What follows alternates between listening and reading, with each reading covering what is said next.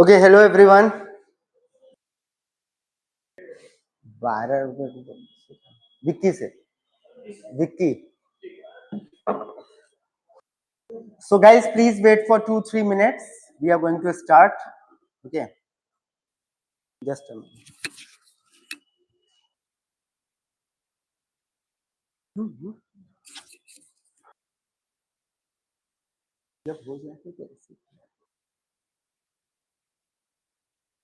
So a very good afternoon everyone.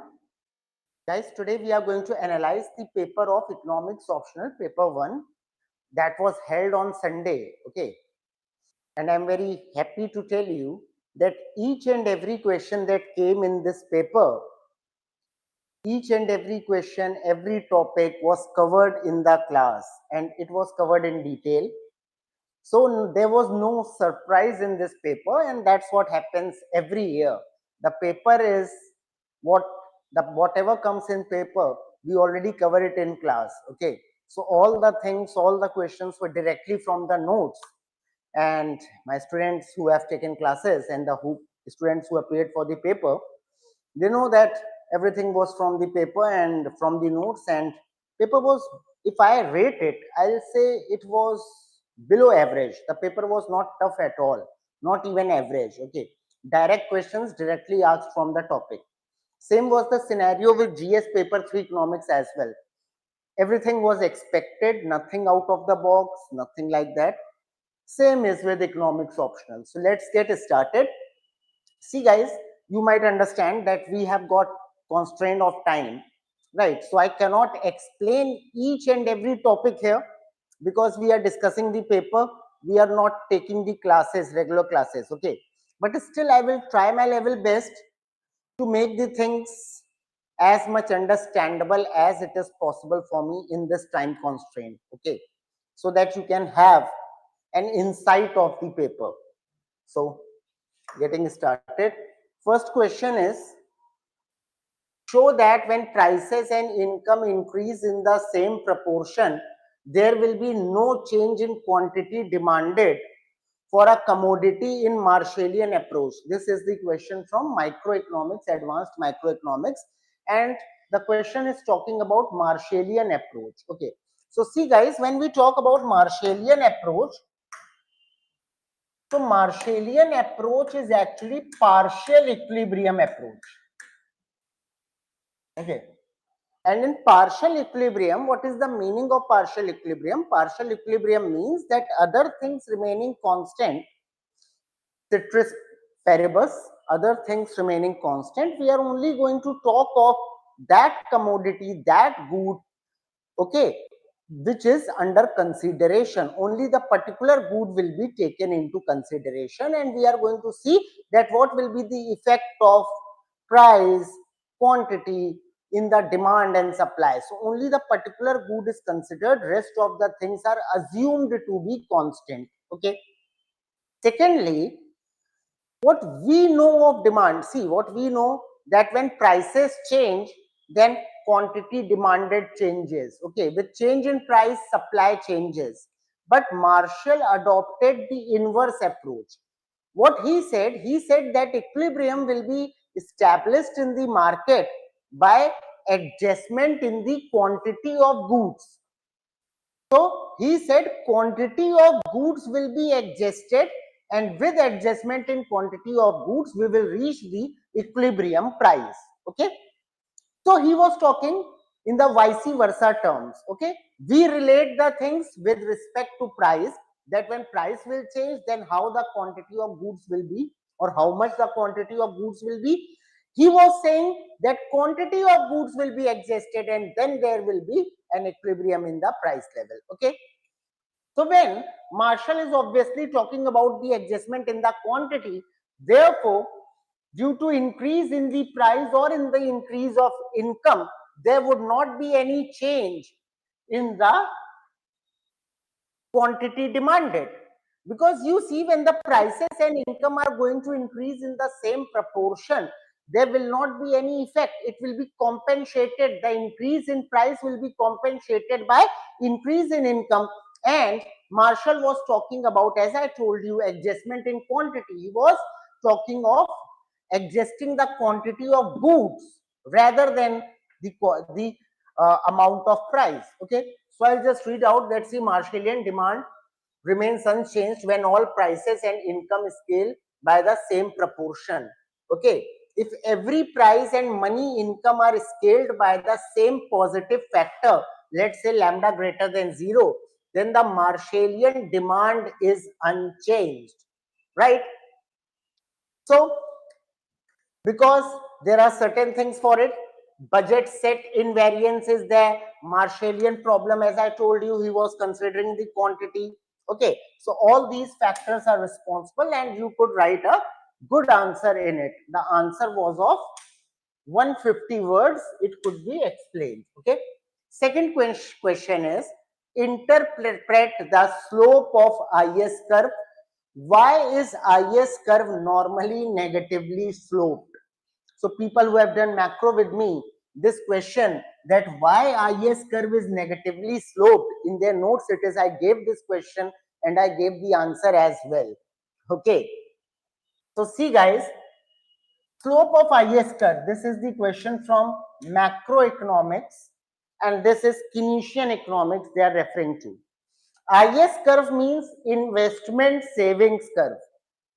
Okay, IS curve is investment saving curve, and if we draw the curve along y-axis we take the rate of interest, along x-axis we take the income, and IS curve is like this, it is downward sloping. Now why IS curve is downward sloping, I'll give you the conclusion of it. See, the IS curve is downward sloping, as I said, that it is talking about the investment and saving. Okay, and under certain conditions of non-interference by government, investment is equal to savings, right? Investment is equal to savings under equilibrium conditions. So what am I saying?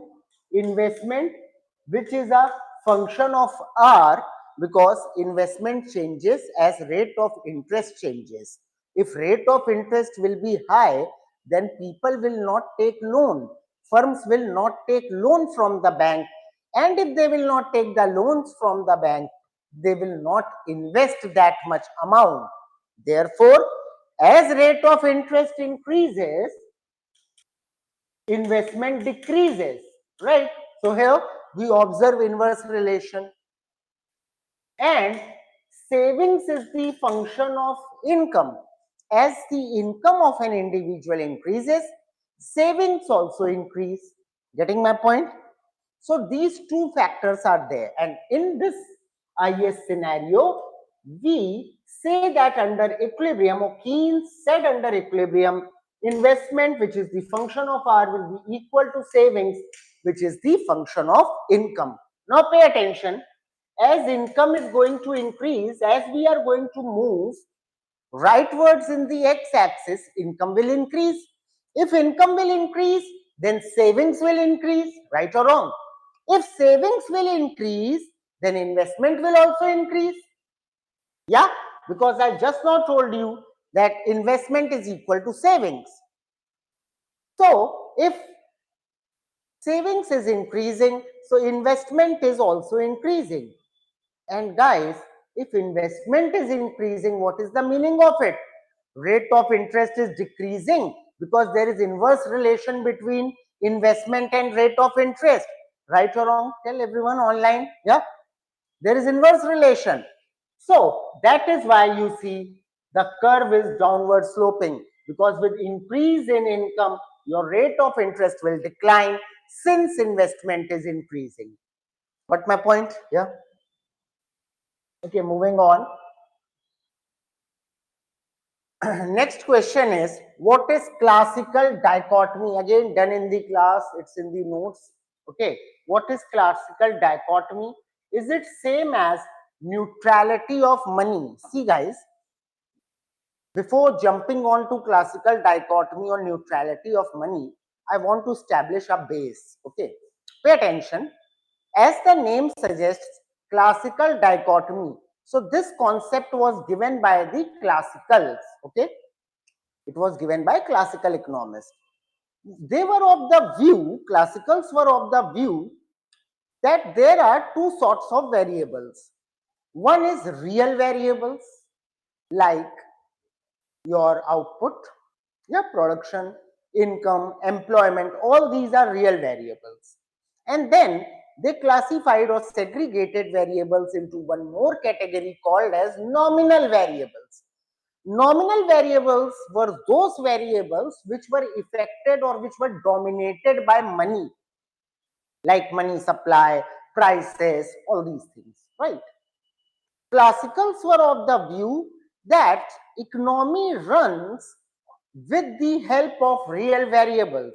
Real variables, as the name itself is saying, are the real thing. We have to look for real variables.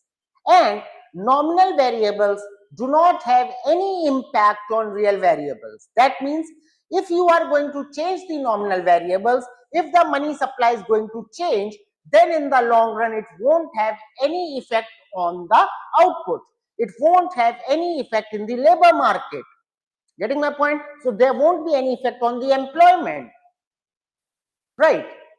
So classicals worked under these assumptions, and that's what we call as classical dichotomy. That is, with change in the nominal variables, your real variables, your output, production, employment, all these things are going to remain unaffected, untouched. That's what we say classical dichotomy is, okay? And classicals reached this conclusion with the help of certain assumptions. Guys, actually there are certain assumptions that were taken by the classicals, and their entire theory is based on these assumptions, right? So in this answer, you could have first talked about the classical approach, then you could have mentioned those assumptions like wage price flexibility, yeah, and Keynes was against this. Keynes said wage price are rigid, right? Classicals were of the view that wages and prices are flexible. That means as price of the things will change, wages will change in the same proportion. Then Say's law said that supply creates its own demand. So classicals were oriented towards the supply side of the things, towards the production side of the things. They were of the view that one has to keep on producing, and demand of that good which is being produced, it will automatically be created in the market. Then they were of the view that economy is going to run in full employment. Full employment is the equilibrium state, and economy will always remain in this state. There can be short-term disruptions.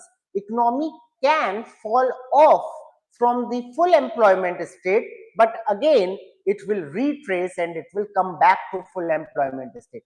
So these were the certain assumptions, and based on these assumptions, classical gave this theory of real and nominal variable and said real variables are going to remain unaffected, whether it is monetary policy or fiscal policy.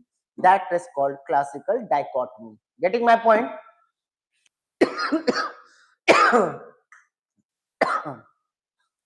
So that's all you could have written here. Now they are also talking about neutrality of money. So what is neutrality of money? So neutrality of money is a narrower idea in comparison to classical dichotomy. This is a narrow idea that changes in money supply affect only nominal variables, not real variables in the long run. In the short run, however, money may have non-neutral effects due to wage price rigidities. So money neutrality is saying money neutrality agrees with the classical dichotomy, but only in the long run. Money neutrality is saying that if there would be change in money supply, then real variables are not going to be affected in the long run. But in the short run, there will be effect on real variables. Why? Because money neutrality talks about the concept of wage price rigidity, which was proposed by Keynes. Keynes said wage and prices are rigid, they are not flexible. The meaning of it is that it is not necessary that if prices of goods are falling, then wages will also fall. And he gave certain explanations for it. Yeah, labor union, then minimum wages fixed by government. So it's not like that whenever there will be a change in price, so wages will change. This concept is called wage price rigidity. So due to wage price rigidity, money neutrality says that in the short run, money may have impact, or change in the money supply may have impact on the real variables.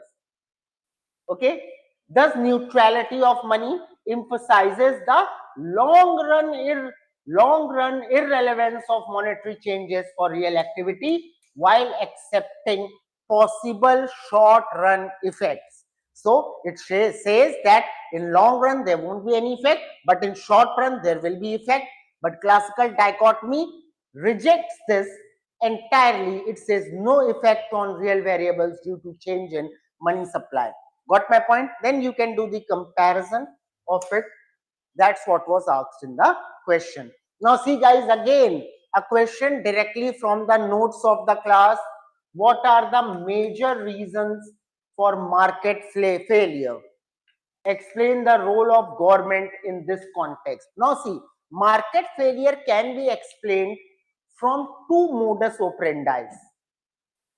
One modus operandi is from the perspective of micro. Another modus operandi can be from the perspective of macro.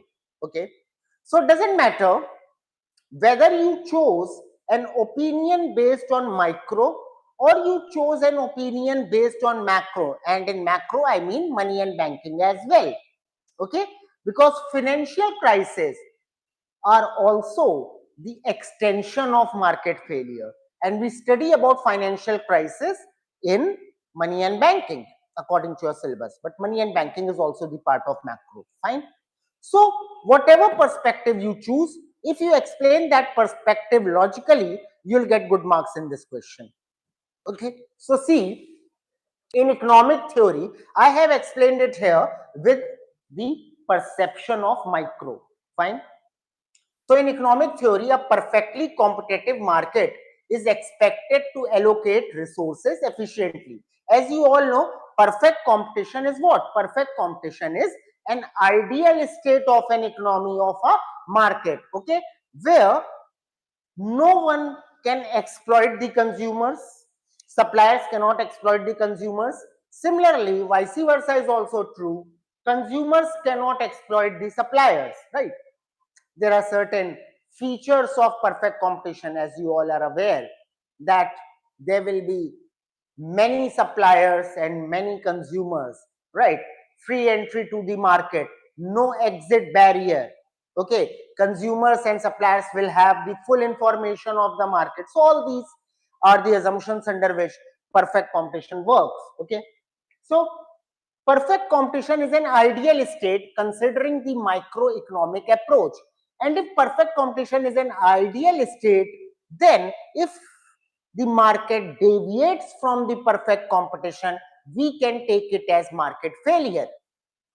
For example, you take monopoly, monopolistic competition, oligopoly. What are all these? All these are market failures, because in these situations, market is not working in its ideal form.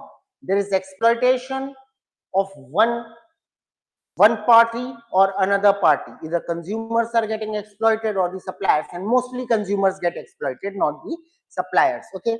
Secondly, even the economy suffers, because if you talk about monopolistic competition, there is an ideal capacity, excess capacity we call it.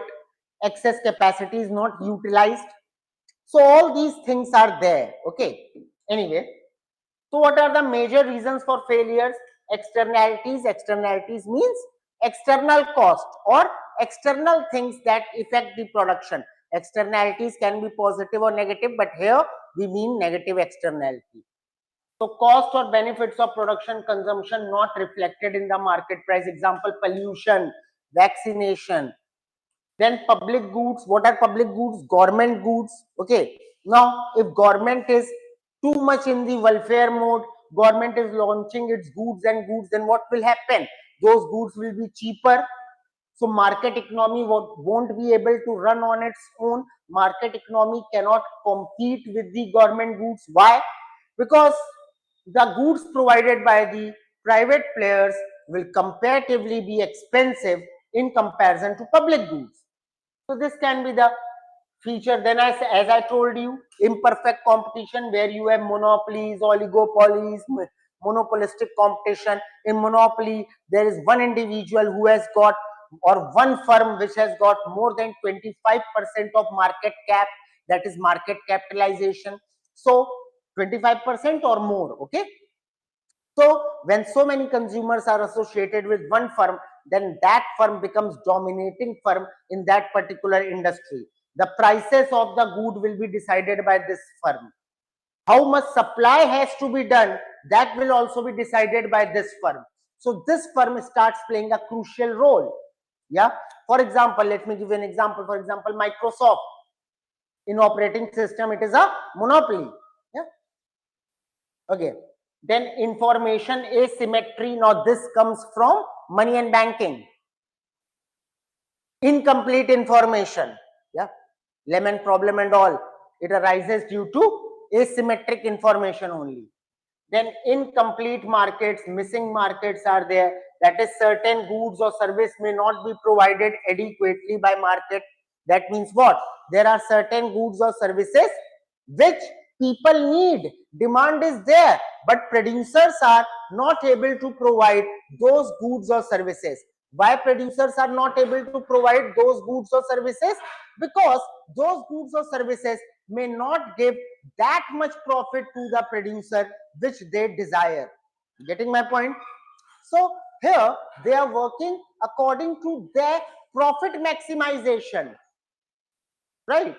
Not for the benefit of the consumers. So all these things can be written in the answer. Are you understanding, everyone? Okay, fine. Just a minute.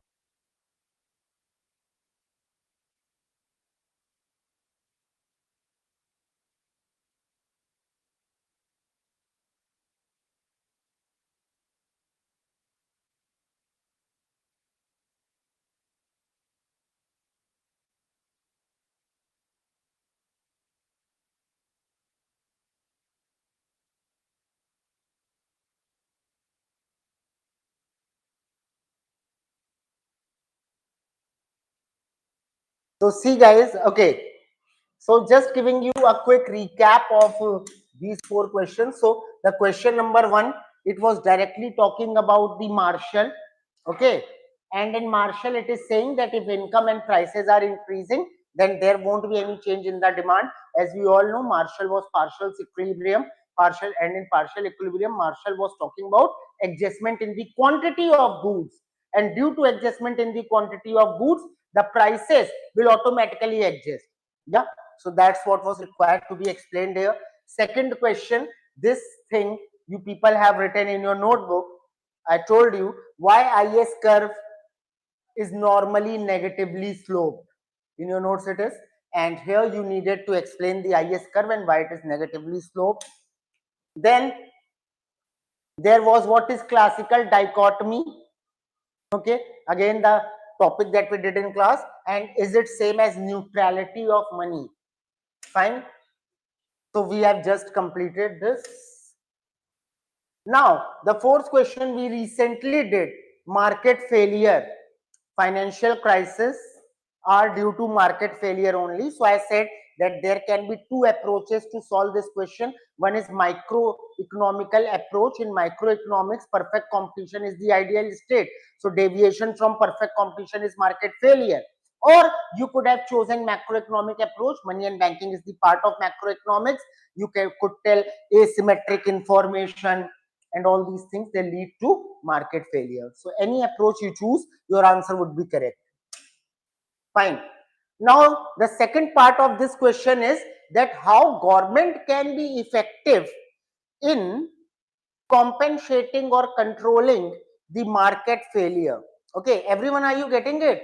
Afreen, Bidishri, Durgansh, Gayatri, Jayashri, Nomita, Riddhima, Rishi, Snigdha, Sunanda, Tanisha, etc.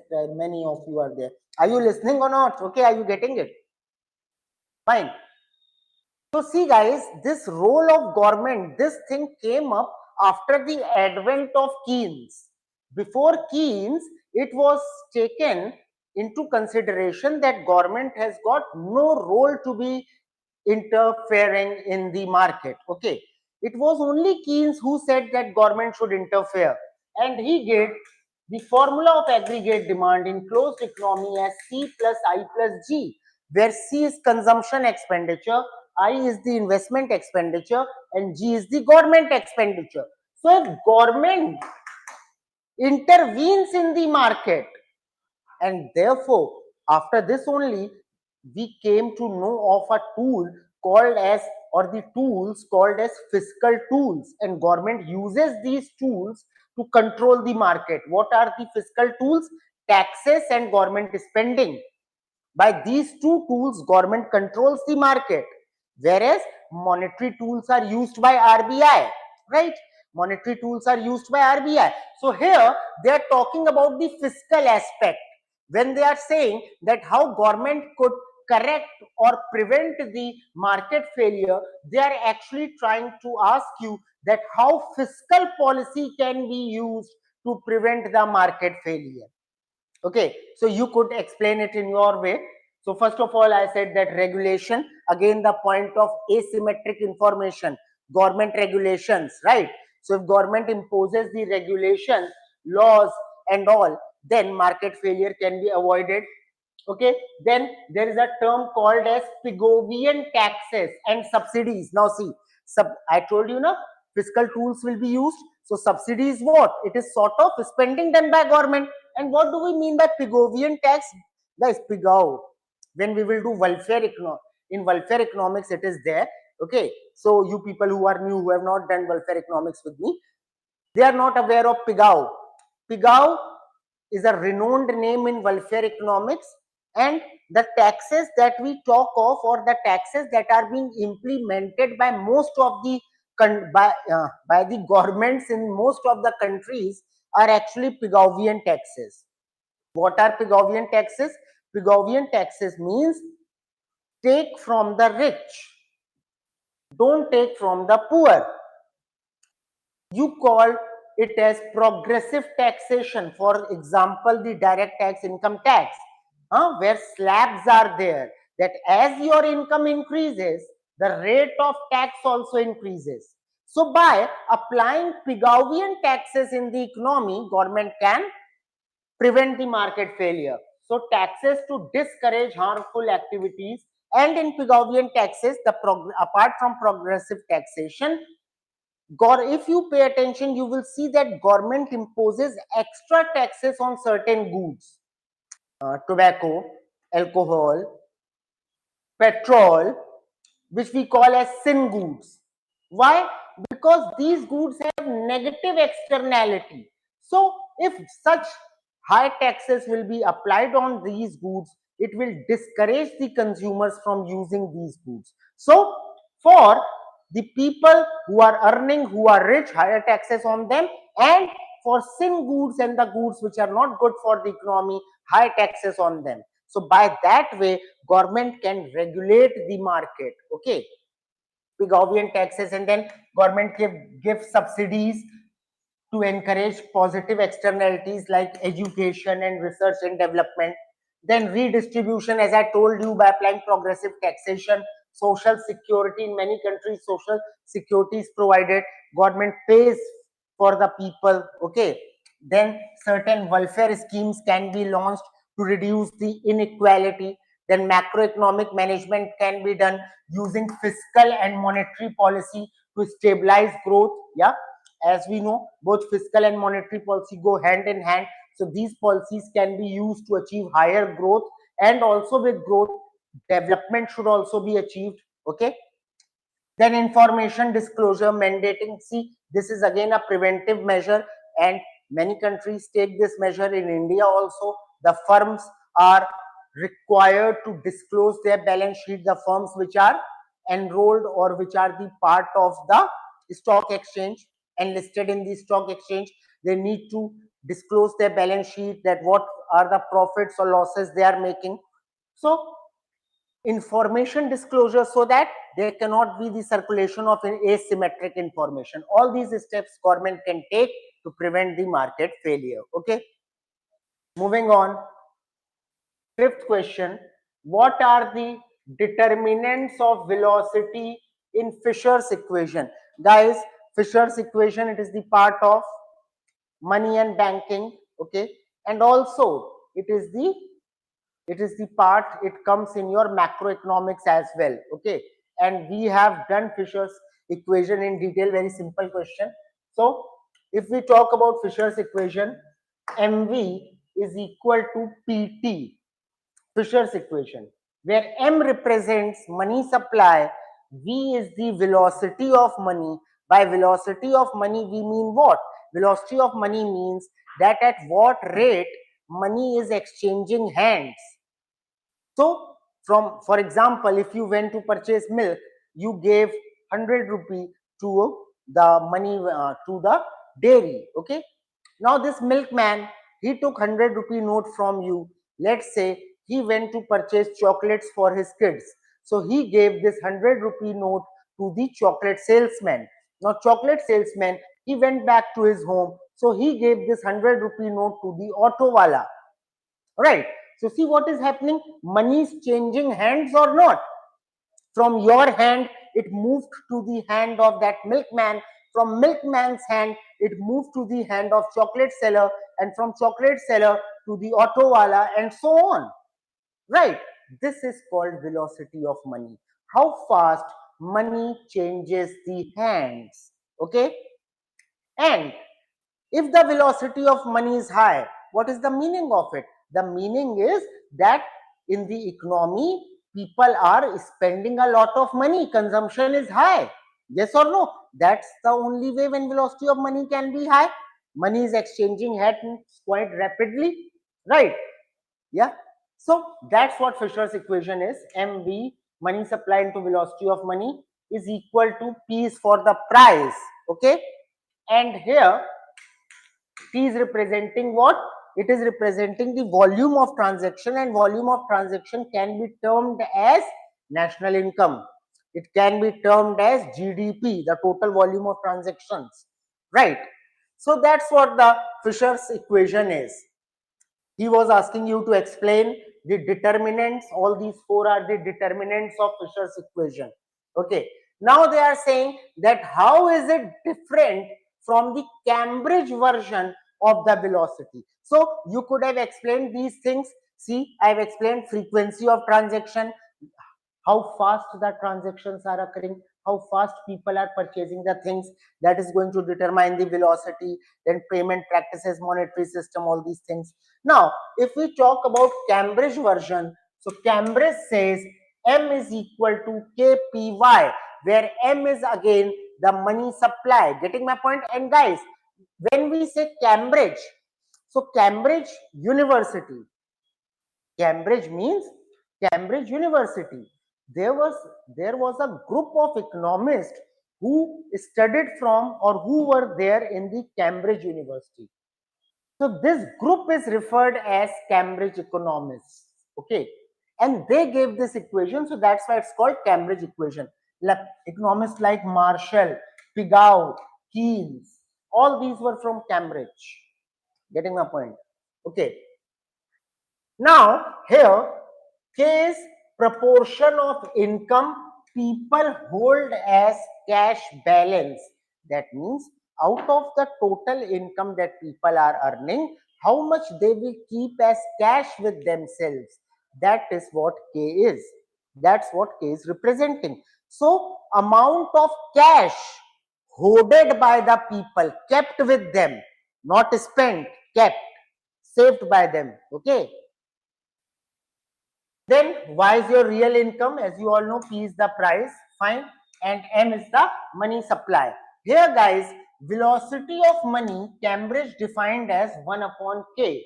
And if you think, it is very logical as well. Why? Because what is velocity of money?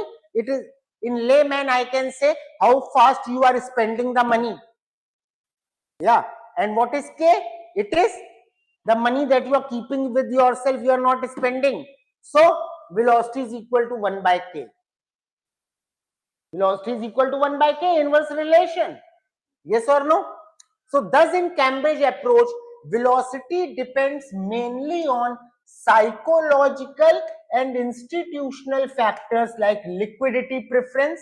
Liquidity preference means demand to hold cash. Expectations, habits of cash holdings, and confidence in banking system.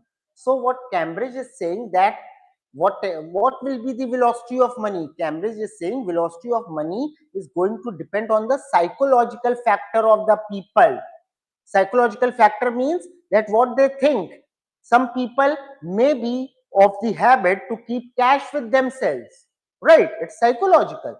Then they do not want to spend. There are few people who do not spend that much. It's their habit. So habit of cash holding. Then liquidity preference. What is the demand of money there? Yeah, demand of money can be of three types: transactional, speculative, and precautionary. And in all these three cases, people hold cash with themselves, right? Okay.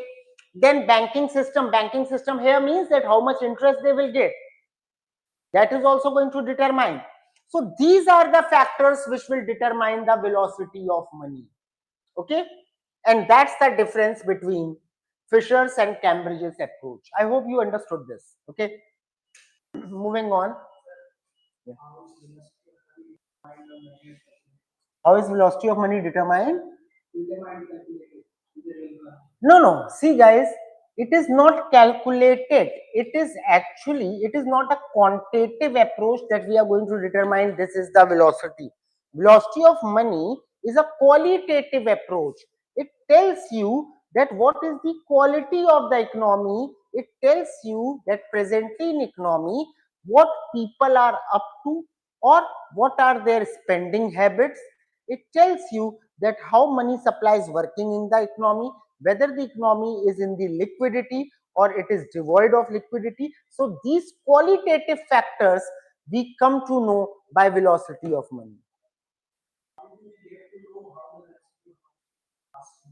Acha, how do we come to know that whether the velocity is high or whether the velocity is low? See, the approach is very simple. First of all, if you talk about Fisher's approach, so now no one pays heed to Fisher's approach, it's obsoleted. It was the classical approach. Now, you can analyze it by looking at the savings in the banking system. If savings are increasing, what's the meaning of it? That means people are not keeping much cash with themselves. Savings are decreasing and consumption is also low. That means that people are keeping cash with themselves. People are hoarding money, and this is bad for economy. If people hoard money, if people keep cash with themselves, if velocity is low, this is bad for the growth of economy. It may also lead to liquidity trap. By the way, question on liquidity trap has also come. Okay, so it can lead to liquidity trap. Okay, because then money supply will become ineffective, right? So there are many factors and indexes now. Today we are quite advanced by which we can know velocity of money. Okay, I gave you two examples of it. Fine. Now they are saying derive Marshallian. Now this question was a bit tricky, and people who have drawn curves for it, most, I won't say most, it's very probable that most of them might have misinterpreted the question and might have drawn wrong curve. Okay, this question was a bit tricky. What people thought of was here that for inferior goods you have to draw the curve of demand. It is saying derive Marshallian demand curve for inferior good to commodity framework using income and substitution effect. And then it is asking, now here you get the hint that what you were required to do in this question. Question is asking you, is this demand curve always negatively sloped? That means that's how the demand curve would be normally. But this was not asked in the question. Here you were required to explain the substitution effect and income effect, and then you had to compare substitution and income effect, that if substitution effect becomes more than income effect, then what will be the shape of curve? If income effect becomes more than substitution effect, then what will be the shape of curve? And if both are equal, then what would be the shape of curve? So you had to draw the curve for these three scenarios, taking inferior good into consideration. So see, so Marshallian demand curve for a good is derived from, as we all know, Marshall talked about utility maximization. Satisfaction level should be maximum. Maximization behavior of consumers subject to their budget constraint, where he talks about the utility of money. For an inferior good, the income effect works differently compared to a normal good. When income rises, demand falls. We all know this. However, in the two commodity framework, both substitution effect and income effect operate together to determine the final slope of the demand curve. That's what the key was. He is not talking only of single commodity, but two commodities. But sir, Marshall gave partial equilibrium, right? Yes, Marshall gave partial equilibrium. So in partial equilibrium, sir, we consider only single commodity. How come two commodity? Yes, we are going to consider single commodity. Here, two commodity means that on one commodity, one effect is acting, on another commodity, another effect is acting. So we have to take composition of two effects. That's what it means. We have to consider the result by combining substitution and income effect in this question. What my point? Okay. So first of all, if we talk about substitution effect, so substitution effect, as you all know, is always negative. Why? Because if there is fall in price, then there will be increase in demand for a good. Right or wrong? Yeah. And if the price of a good increases, then people are going to substitute that good with another good. For example, if price of tea increases, people will switch on to coffee. That's what substitution effect is. Hello. Yes or no? That if price of good increases, people substitute it, and if it falls, its demand increases. Okay. So substitution effect always ensures a downward movement in the demand curve. So if you are going to talk of substitution effect, here taking price and quantity, the curve will be downward sloping according to substitution effect. Right. Now coming to income effect. So when the price of good X falls, pay attention now guys. Suppose you take a particular, you purchase bread. That is in your daily consumption, monthly consumption, you consume bread. Let's say you consume 10 packets of bread in a month. Right. And let's say cost of one packet is 100 rupees. So 1000 rupees you are spending is your expenditure on bread. Now, if prices of bread decreases, if the prices of breads will decrease, then what will happen? Then instead of spending, let's say 1000, which you were spending earlier for 10 packets, now you are spending 800 rupees because prices declined. Yeah, prices came down from 100 to 80 rupees. So you are actually saving 200 rupees, 20 rupees per packet, and overall you are saving 200 rupees. So what is this 200? This is your extra. This is something extra, na? You saved it. So it can be called as the income. It is your real income. Yes or no? So whenever price of a thing increases, your real income increases. If the price of a thing decreases, your real income increases. Right? So when the price of a good, let's say any good X falls, the consumer's real income, that is the purchasing power. How come purchasing power? You have now 200 rupees extra. You can purchase something else for it, from it. So your purchasing power has increased. Purchasing power increases since they can now buy more with the same money.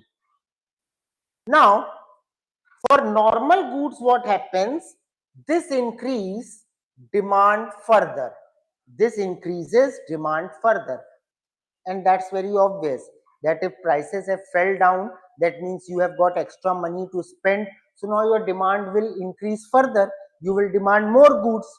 But in case of inferior good, what happens is, guys, for inferior good, however, demand for X falls when real income rises because the consumer shift towards superior substitute. We have discussed it in class as well. For inferior, see, inferior good means what? Let's say jeans of 100 rupees. Now, if someone is purchasing jeans of 100 rupee, he or she knows that this good is useless. It's not that good, right? But what to do? There are certain constraints with him or her. They cannot purchase expensive jeans, expensive denim. So that's why they are compelled to purchase 100 rupee jeans. If the price of this jeans of this 100 rupee falls down from 100 to 80 rupees, what do you think this consumer will do? He has got 100 rupees to spend on jeans, and the jeans he used to purchase is now of 80 rupees. So what do you think? He will go and purchase that old jeans only? No. It was always there in the back of his mind, at the back of his mind, that he is wearing cheap good, inferior good he is using. So now he has got the chance to improvise his standard. So instead of purchasing now 80 rupee jeans, he will purchase any other brand which is of 100 rupee, a superior brand. Yes or no? So demand of that 80 rupee thing has reduced or not? Right? Speak up. So that's what happens in case of inferior goods, that when prices fell down, then demand also falls down. Demand does not increase. Okay. Therefore, your income effect for inferior good is positive with respect to prices. That means here the curve will be like this, upward sloping demand curve. See, if the price is low, demand is low, and if the price will increase, it will increase. So here the demand curve will be upward sloping, not downward sloping for inferior goods if you are considering income effect. And in substitution effect, it will be downward sloping. So what will be the result? So for an inferior good, substitution effect, demand rises when prices fall, downward slope, whereas for income, demand falls when price fall, upward slope, as I've drawn. So if substitution effect is more than income effect, then the result will be downward sloping curve. Yes. If substitution effect is less than income effect, then, so pay attention here. I have not said, pay attention, less than not, it should be equal to. If income effect and substitution effect are equal, then what will happen?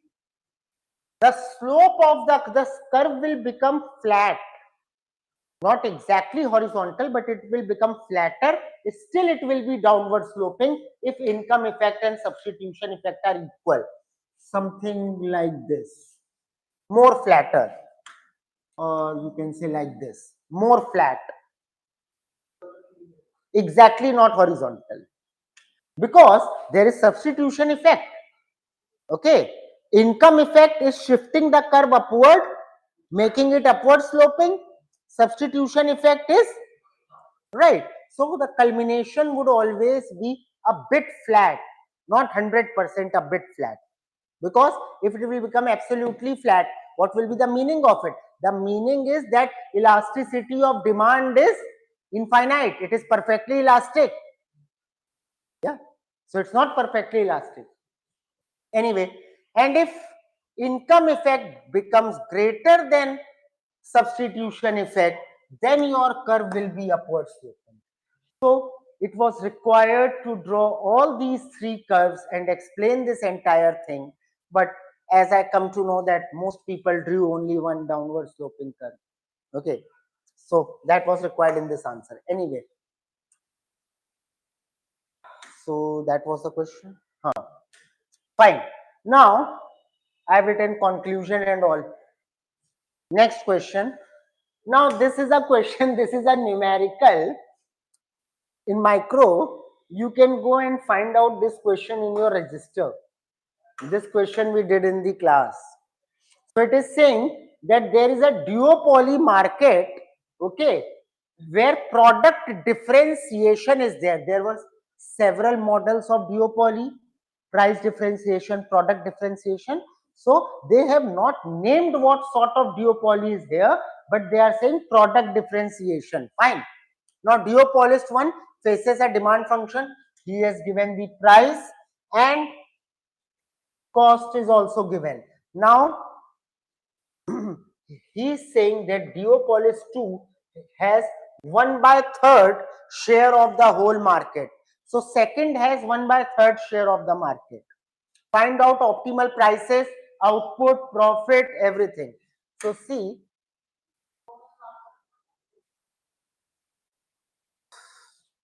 the question was of 10 marks. Okay.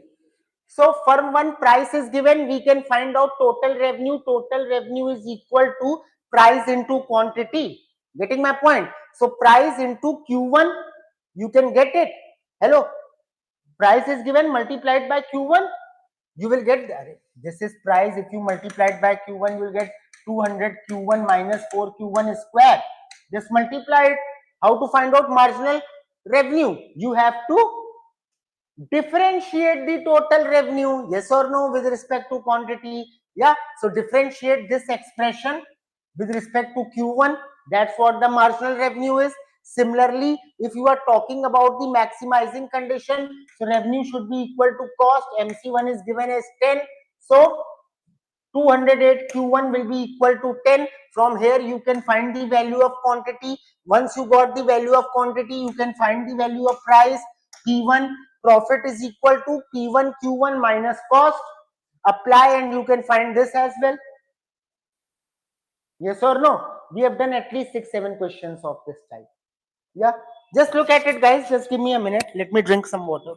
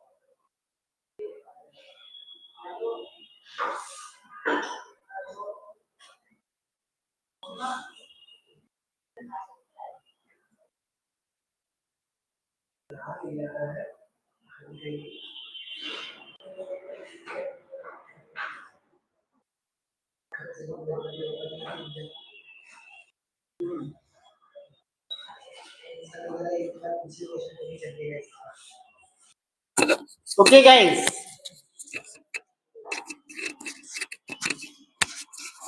Fine.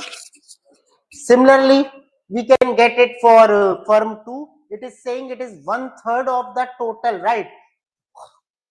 So it means Q1 will be 2/3. Put the values and Q2 will be 1/3 of Q. Simple calculation. Very simple question. Anyway, now this is what is Scitovsky paradox. Explain in the context of Calder-Hicks compensation criteria. It is welfare economics, but in your syllabus, it is written in microeconomics. It is written in microeconomics, but it is actually welfare economics. So see, welfare economics is concerned with evaluating whether a change in allocation of resources improves social welfare. Now, if we talk about Pareto efficiency, so Pareto, this is also in our syllabus. What is Pareto criteria? That Pareto said that the welfare condition will be that if better of someone is occurring, someone is getting better economically, if better is occurring of someone, we call it better off. He said better off without the worse off of another. मतलब किसी को नीचे लाए हुए अगर कोई ऊपर जा रहा है, so that's what the condition of Pareto optimality is. कोई नीचे नहीं आया और दूसरा ऊपर गया. Okay, without degrading another, if one is moving up, that's what Pareto criteria is. So no one worse off and at least one better off. एक condition, एक वेरिएबल बेटर हुआ और कोई भी कंडीशन डिटोरिएट नहीं करी. Okay, I gave you, I am explaining in very layman language so that you can understand. That's why I am personifying it. Okay, it is often, but yeah, again this Pareto thing, Pareto optimality is a situation which is again ideal situation. It doesn't happen in real life. Okay, so that's what he said, that it is impractical. Fine, and that's where Calder-Hicks compensation occurred. So to address this, Nicholas Calder in 1939 and John Hicks proposed the compensation principle, which considers a policy change desirable if gainers could hypothetically compensate losers. So what Calder-Hicks said, they said that it is not possible that if someone is rising, then no one is going to decline. It is not possible because resources are limited, guys. So better off of one individual will automatically mean worse off of another. Sort of zero sum game. Yeah, right. So if because resources are limited, if one individual is rising, again I am personifying so that you can understand. If one individual is rising, he will be using more resources, and when he will be using or consuming more resources, then resources left for others will reduce. So automatically better off of one will mean worse off of another. एक का better दूसरे का अपने आप worse हो जाता है. Right or wrong? Yeah. So that's what Calder-Hicks are saying, that this is not possible. But what they say again is, they say that if someone's better off is occurring, another individual's worse off will be there. But an individual whose better off occurred, if he can compensate, he rose, now he is helping those people who could not. If he is helping them to rise, in simple words, he is doing something for them, he is doing their welfare, then he is compensating for the loss. जो उसने extra resource use करे उससे वो ऊपर गया, तो अब वो क्या कर रहा है, अब वो दूसरे की हेल्प कर रहा है, समझ लो ऊपर जाने में. तो उसने कॉम्पेंसेट कर दिया कि नहीं कर दिया?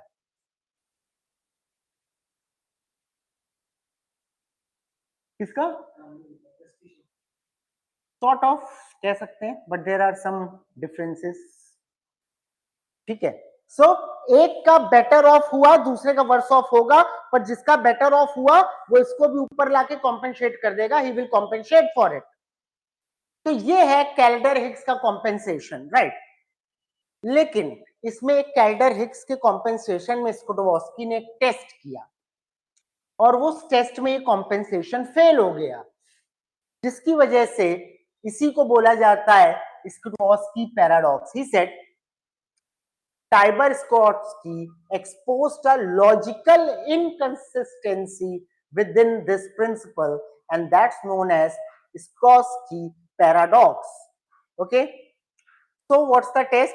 A policy change from state A to state B is considered as an improvement if the gainers in B could compensate the losers in A. As I told you, economy is moving from state A to state B. Okay, shift is there. So few are going to gain, few are going to lose. But if gainers in B are helping the losers in A, that's the compensation. Even if actual compensation does not take place, it provides a more flexible criteria than the Pareto improvement or Pareto. There are two things. One is Pareto optimality, another is Pareto improvement. So it provides a more flexible criteria. Now, what Scitovsky said, Scitovsky demonstrated that the Kaldor-Hicks test can give contradictory result. Moving from A to B may pass the test as gainers in B could compensate losers, but moving from B to A could also pass the test since gainers in A could compensate losers in B. If you are moving from A to B, B is gaining. B is gaining. I do not want to draw the curve here. Understand it. So let's say this is position.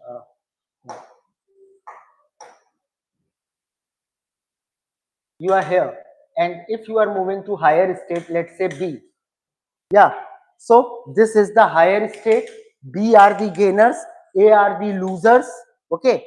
Yes or no? B is the higher state. You are moving above. Guys, these are the budget anyway.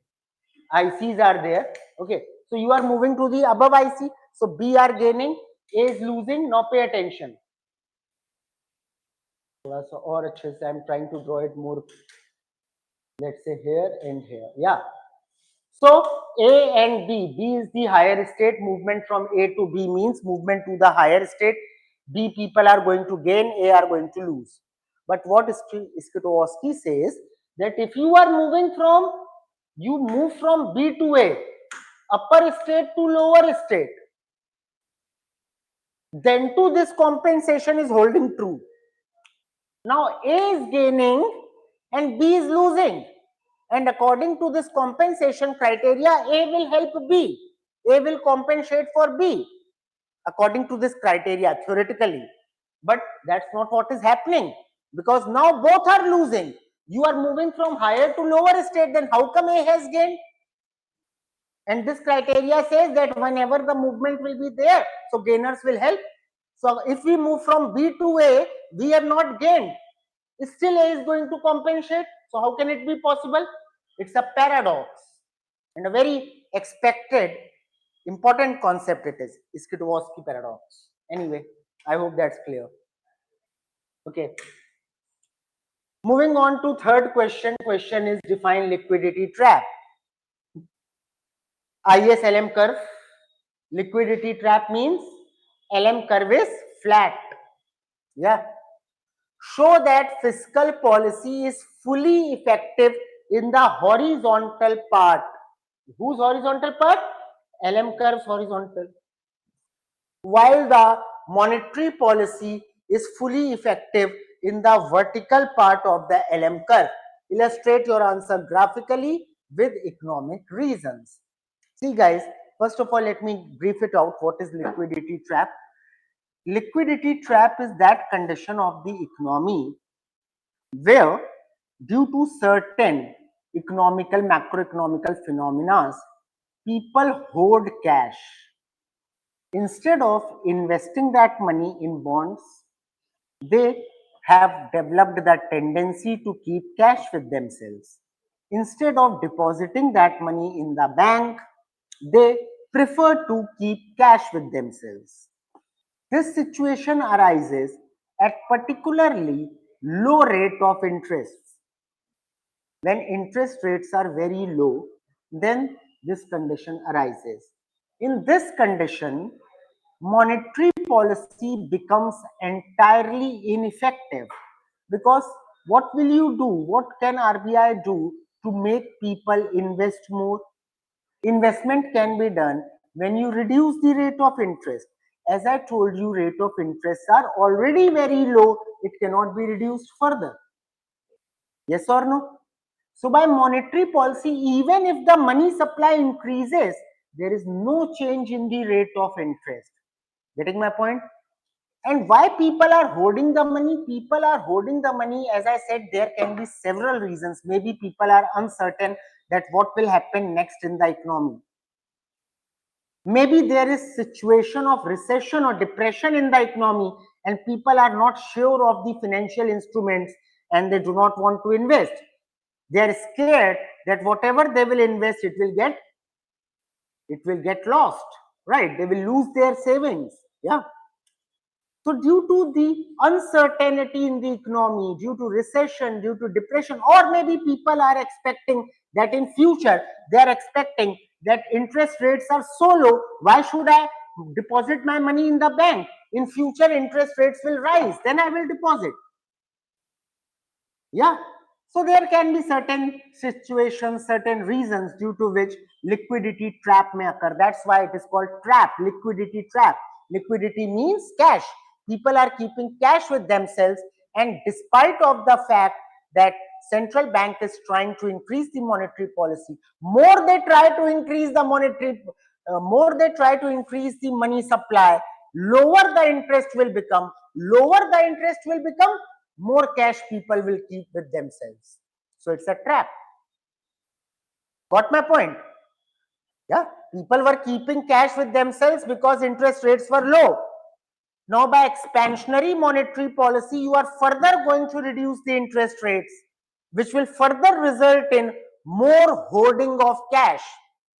So that's why it is a liquidity trap explained by Keynes. Okay. The system is entirely based on IAS-LM curve. In IAS-LM curve, along y-axis we take rate of interest, along x-axis we take the income.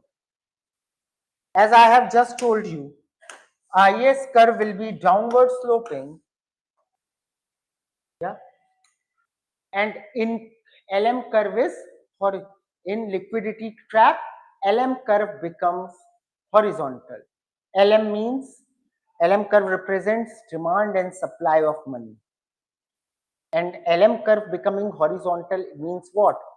That despite of increase in income, rate of interest are not changing. Yes or no? That's why the generally LM curve is upward sloping, but here it becomes horizontal like this. Yeah, let me draw it in a better way.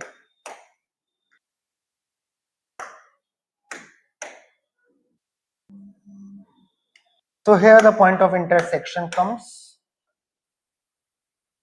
right? Whatever is the point of intersection, this is the equivalent interest rate and this is the income. Now, so you had to draw this curve. Then they are saying show the effect of monetary policy. What will happen due to monetary policy? If central bank uses the expansionary monetary policy, then your money supply will increase. If this was the money supply MS0, MS2, money supply is increasing, but still interest rate remains the same. So there is no change. Got my point? So monetary policy is rendered ineffective here. Right, guys? Online, are you getting it?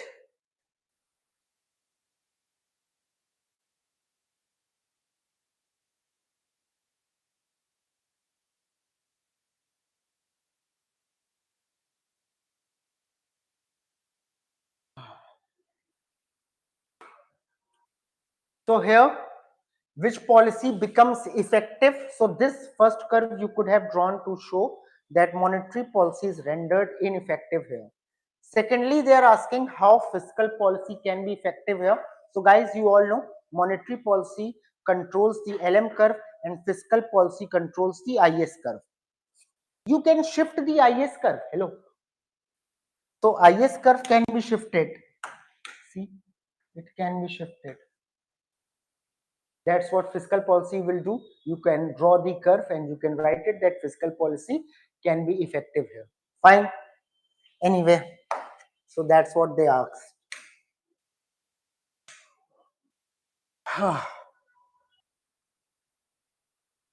Okay. Next question. Again, a direct question from loanable fund theory. Okay. So they are saying, how does the loanable fund theory becomes superior to the classical theory of interest? Okay. So first of all, what was required here, that you had to first give the introduction of loanable fund and classical fund theory. Okay. And then comparison between them. Fine.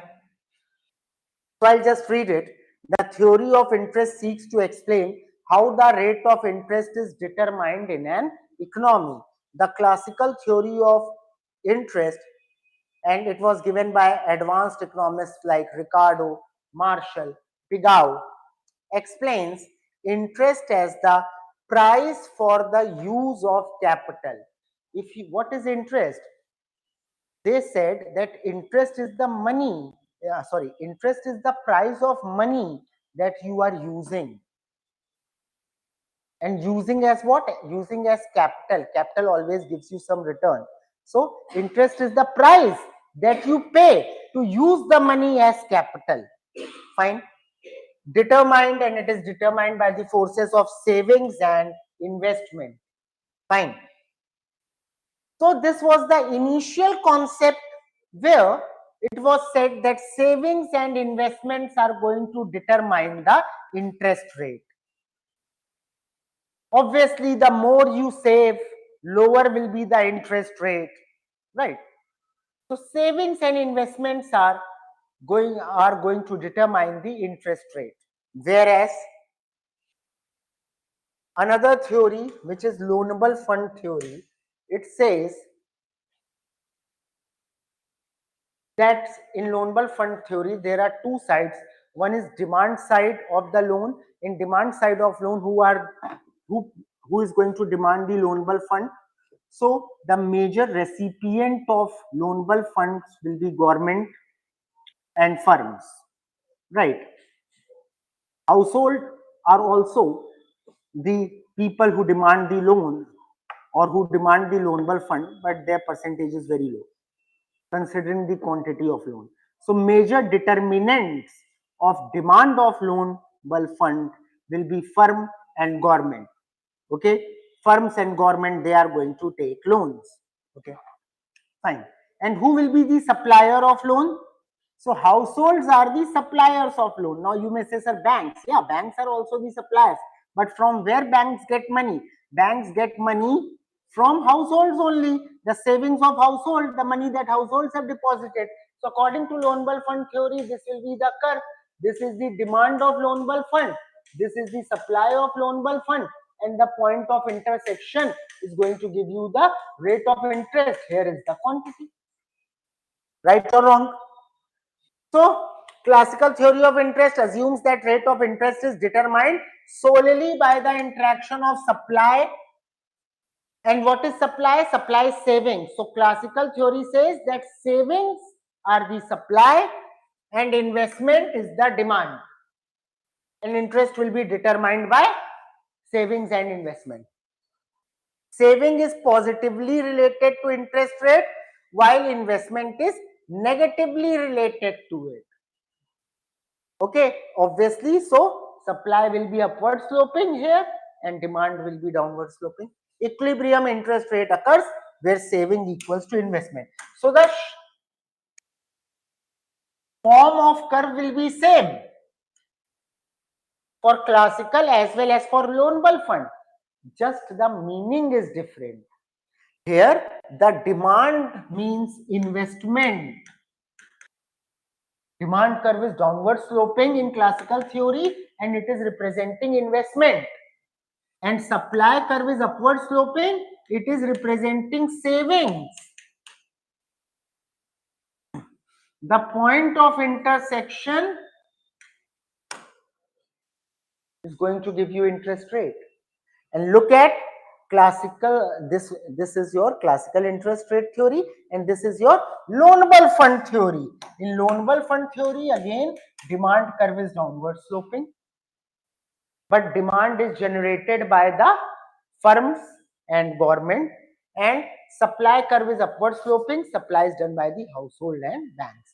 And here also the point of intersection gives the interest. Limitations of the classical theory: it ignores the role of money and credit, not talking about loans, assumes full employment of resources, considers saving as only function of interest rate, ignoring income as the main determinant. Yeah. Now, loanable fund theory, as I already told you, supply of loanable fund, then demand, equilibrium is going to give you interest rate. How is it superior? Because it is a broader concept, broader determinant, inclusion of money and credit, loan is included here. It has practical relevance. So, these are the points that you had to write here. Okay.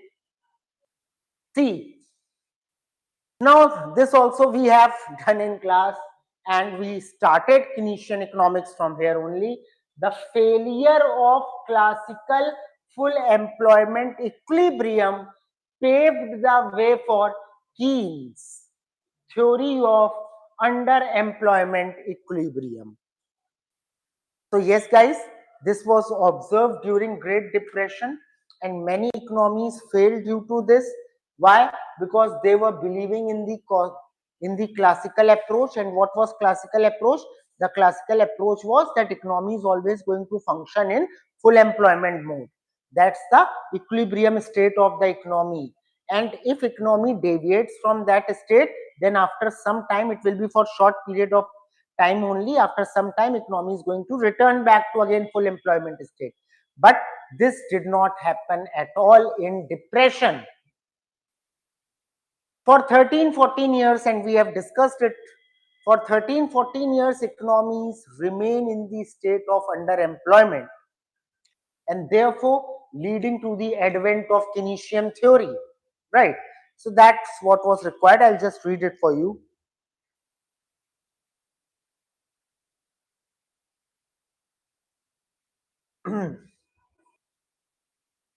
So classical economists like Ricardo, Marshall, Pigou, etc. believe that the economy always tends towards the full employment equilibrium due to the flexibility of wages, interest rate and prices.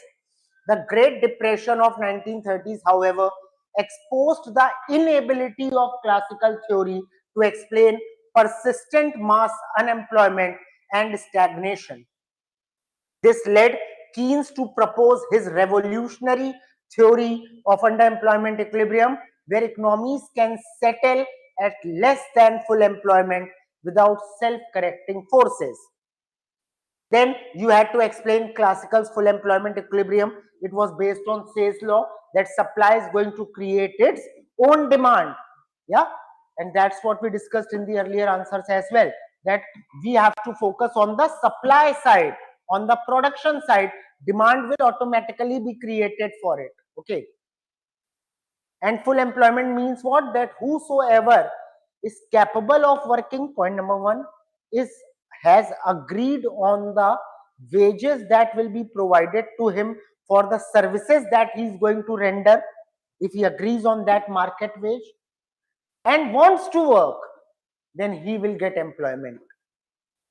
There will not be any non-voluntary unemployment in the economy. आप नहीं चाहते हैं कि आप unemployed रहें, फिर भी आप unemployed हैं, ऐसा नहीं होगा. That's one aspect of it. That aspect talks about employment. Second aspect, all the resources in the economies will be used to their fullest. That means no resource will be wasted in the economy. Again, very impractical thing. Secondly, firms will be producing to the maximum of their potential. That means if a firm can produce 1000 goods in a day, it will be producing 1000 goods in a day. Getting my point or not? Yeah. So All these were the assumptions under which this theory worked. Fine. Now, limitations, it failed in depression, okay, and all. Then Keynes gave his theory that economies can settle in equilibrium. Employment depends on aggregate demand.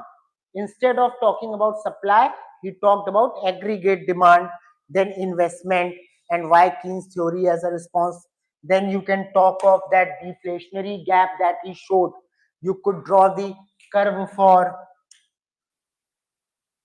ex ante and ex post demand. Here the equilibrium will be obtained. Yes or no? Right. So that's all was required in this question. Next, he's saying explain the effect of public spending, that means government spending, on national income if it is financed through government borrowing. So if government is borrowing the money and then government is, that means the money spent by government is on debt, then what will be the impact on the national income? So here this is the question from finance, public finance. So public expenditure plays a vital role in determining the level of national income in both developed and developing economies when financed through government borrowing. And the borrowing can be from domestic sources in the form of bonds, etc., or from the external sources like World Bank, IMF, or any other country. Its effect depends on how borrowed funds are used in the broader macroeconomic conditions. That means the funds that government has taken, what government is doing with that borrowed fund, that's going to determine that how the national income would be. That means if government is using those funds for revenue expenditure, which is not going to create any asset, neither is it going to reduce the liability, then that's the wastage of funds because you have to pay interest also on it. Government is using the funds to give salaries, to give pensions, to pay the interest. That's totally the wastage, sheer wastage. It will not result in increase of national income. Rather, down the lane, national income might reduce with this. So government should use these funds for capital expenditure. What is capital expenditure? The capital expenditure either reduces the liability of the government or it increases the assets. So if government is going to reduce the liability, then the interest that government is going to pay, it is automatically going to reduce day by day because the sum borrowed is paid back. So interest on that sum which was borrowed and which is now reimbursed, government need not pay any interest on it. So the interest payment will reduce. That means revenue expenditure will reduce, right? And if government is going to invest that money for creating companies, for making roads, bridges, etc., people will get employment. Multiplier effect will take place in the economy. Yes or no? Yeah. So it will again be wonderful for the economy. So all these things you were required to explain here. Got my point? Now, this is again 20 marks question. It is saying, why do some believe that it is important to restrict the growth of public expenditure? Suggest how public expenditure can be controlled. Now see, public expenditure has to be restricted. Why? See guys, what is public expenditure? Public expenditure is the expenditure done by the government. So if you are going to reduce government spending, the fiscal deficit is going to reduce. Right or wrong? More government spending means more fiscal deficit. What is fiscal deficit? Total expenditure by the government. What is total expenditure? Revenue expenditure plus capital expenditure minus total receipts of the government. What are total receipts? Revenue receipts and capital receipts, except borrowing. You do not have to count borrowing here. Okay. Yeah, borrowing comes in capital receipt. So in capital receipt, you do not have to count borrowing. Why? Because whatever this difference will be, whatever fiscal deficit will be, same amount government is going to borrow. That's why we do not count borrowing in fiscal deficit. Fine. Now see, this public expenditure thing, this time 3 questions came in prelims from fiscal deficit, government expenditure. And here we are observing 2 questions again came in your optional. Okay. So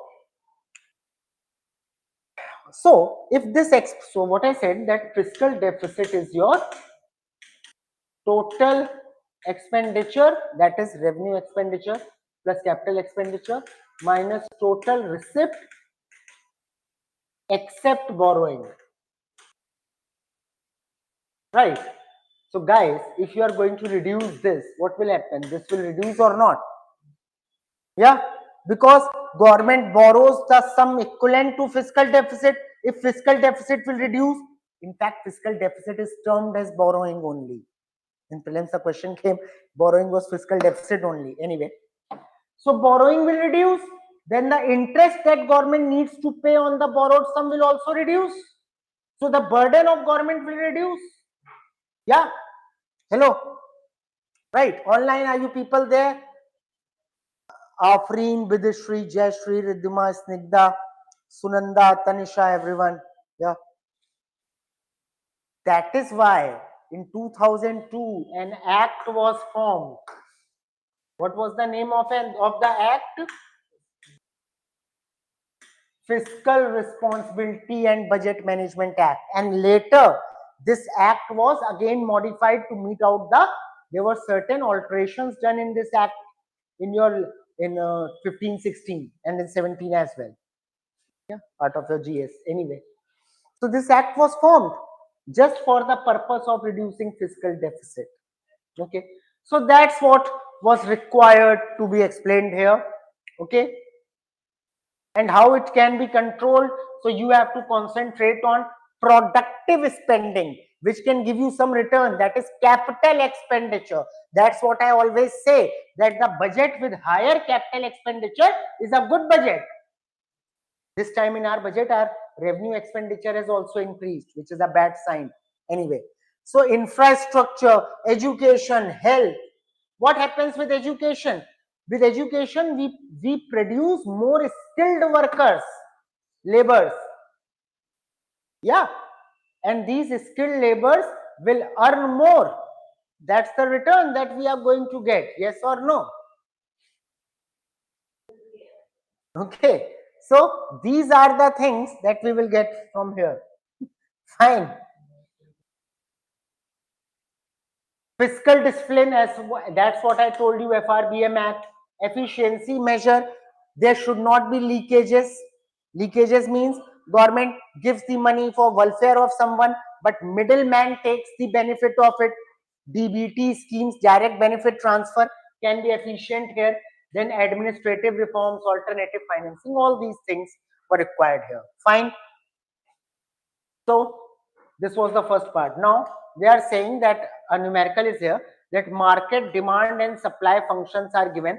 This is the quantity demanded minus 500p plus 5000, and this is the quantity supplied 400p minus 400. So find out the effects of imposition of sales tax on equilibrium. This is the question from public finance, on equilibrium price and quantity. So see, first of all, equilibrium is achieved when quantity demanded is equal to quantity supplied. So equate QD and QS. By equating, we can find out the price. It comes out as 6 rupees. Fine. Now we can substitute this price equal to 6 into either of the equation.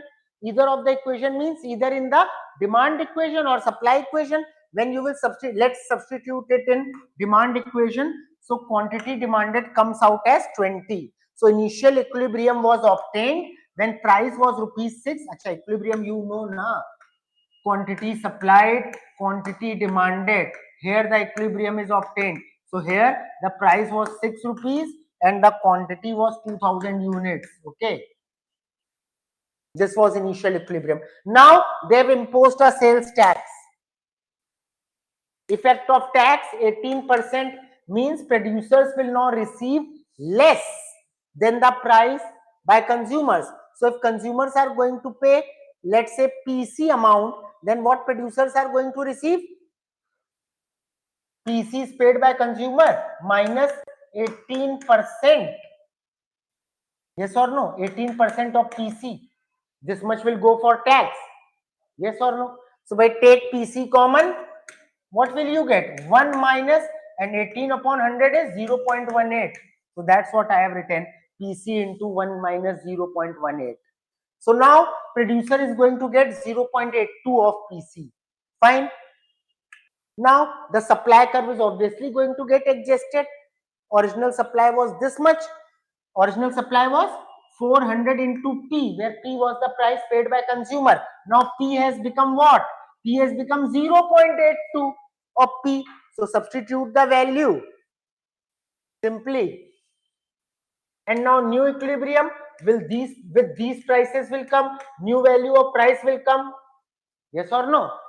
फिर से in equilibrium you have to equate QD and QS. अब equation ये बन गई ना भाई, वो equation नहीं रही. Now this is the new equation of quantity supplied. So you equate it. When you will equate it, new value of price will come out as 6.52. Price किस value को either apply in supply quantity supply equation or quantity demanded equation, you can find out the value. Simple. Clear? Okay. What else? Next question was there. Yeah, another question. So again a question came from monopoly market. Again a sort of question that we have done. The demand and cost curves are given by, that means price and cost is given. Okay. Government imposes a tax of 10 rupees per unit. So how will the equilibrium price and quantity be affected? It is just same as the previous question. Very easy numerical. Yeah. So see, this is the demand side. This is the cost side. Specific tax of 10 rupees is imposed. First of all, we have to find out the total revenue. Total revenue will be price into quantity. That's the equation of total revenue. Then we will find out marginal revenue. Differentiate total revenue with respect to quantity. This is the equation of marginal revenue. Then we have to find out total cost. The function is given. See, this is the cost, total cost. If you will differentiate it, you will get the marginal cost. Now, before tax, again before tax and after tax, we will do initially what's the condition in case of perfect competition? MR equals to MC, MC equals to MR. Equate it. Quantity comes out as 11.875. Corresponding price. Put this value in the equation of price that was given. That is the price. This is the equilibrium. Clear? Next, again they are imposing tax. Now 10 rupees tax is imposed. So marginal cost was 10 rupees. Now 10 rupees more has to be paid. So marginal cost now becomes 10 plus 10, that is 20. So now again marginal revenue will be equal to marginal cost. So 200 minus 16Q is now equal to 20. Initially it was equal to 10. So now quantity will come out as 11.25. Put this value in the equation of price. You will get the new price, new equilibrium. What my point? Such easy questions come. Numericals here are so easy. It is actually the benefit for you. And as we proceed with the syllabus, all these questions we do in the class. People who have done micro with me, they know the numerical of micro, that came. And this MR equals to MC. We have done all these things in the class. And when we do public finance, we will do this taxation thing also, just one step more, nothing else. Anyway. So that was the end of section A. Coming on to section B. Now section B is mostly related to international economics. First of all, very easy question, basic question, everyone teaches it. What is offer curve? They are simply asking what is offer curve and you have to explain the slope of offer curve. बड़ी जल्दी आ गए, पूरा section A हो गया. Okay, so see guys, in international trade theory, the offer curve, also called reciprocal demand curve, represents the offer curve, also called reciprocal demand curve represents the quantities of one country's export good that is willing to offer in exchange for various quantities of country's import good. Pay attention, what is the meaning of offer curve? See, when two countries do trade with each other, international trade means export and import. So let's say there are two countries A and B who are doing international trade with each other, and A is exporting, let's say, cotton to B, and A is importing, let's say, rubber from B.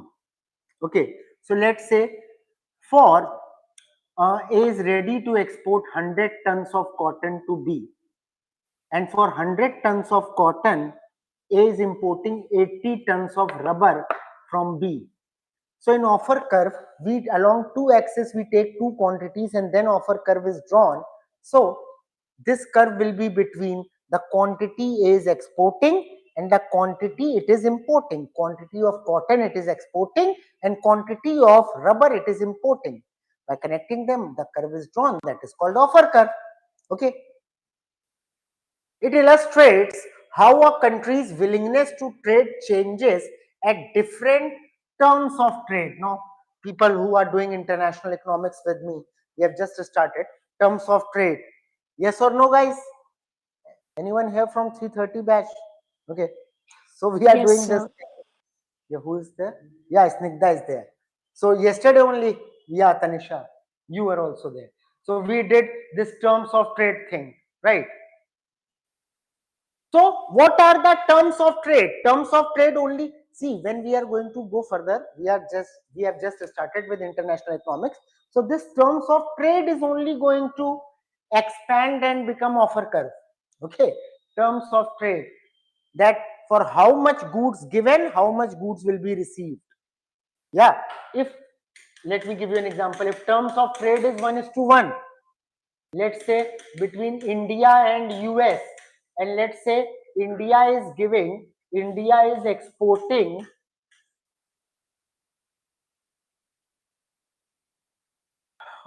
let's say India is exporting cotton to US and India is taking rubber from US.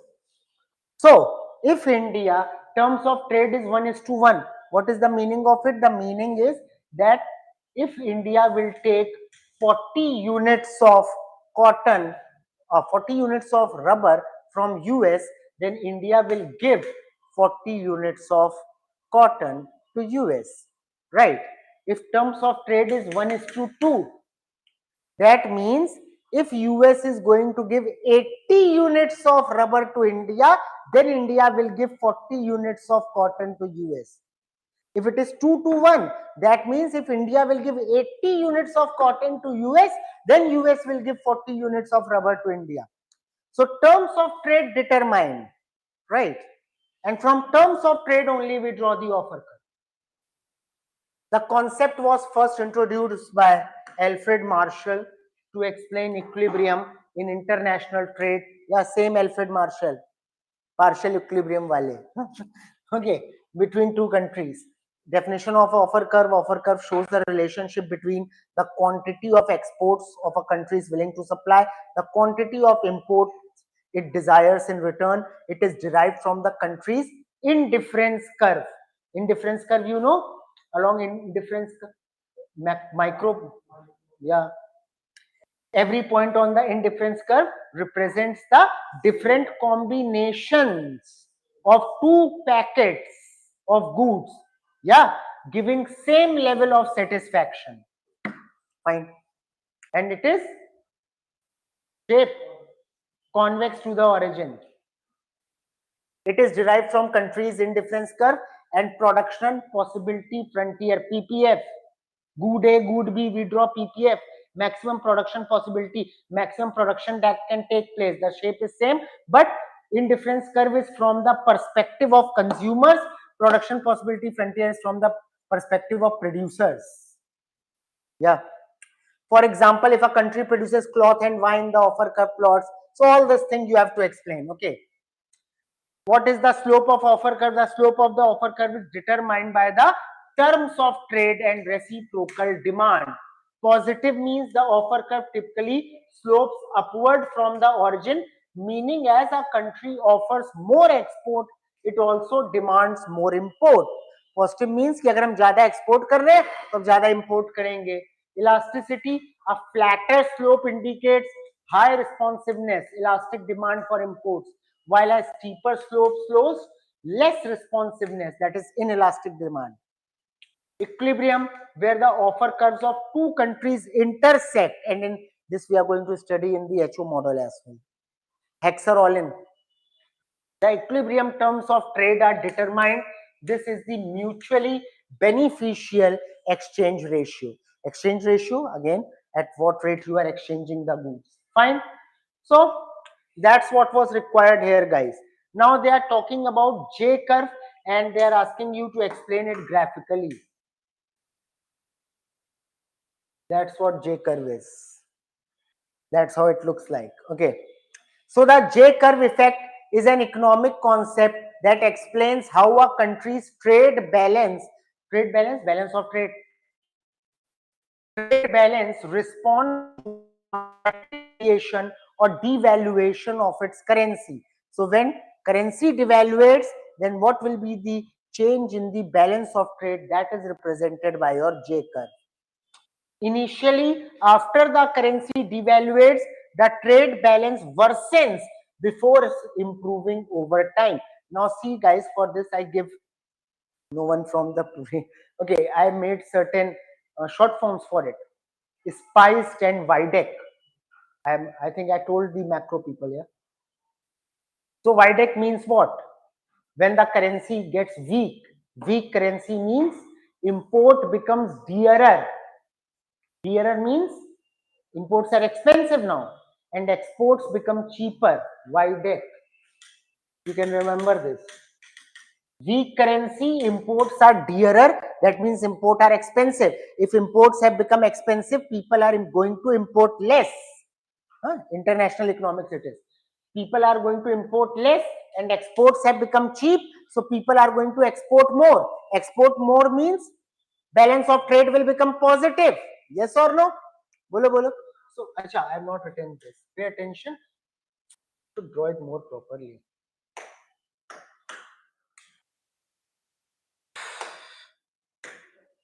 Here we take time. Along y-axis we take balance of trade. That's how the curve is like. So whenever there is the depreciation in the currency, so see what is becoming weak, your currency is becoming weak.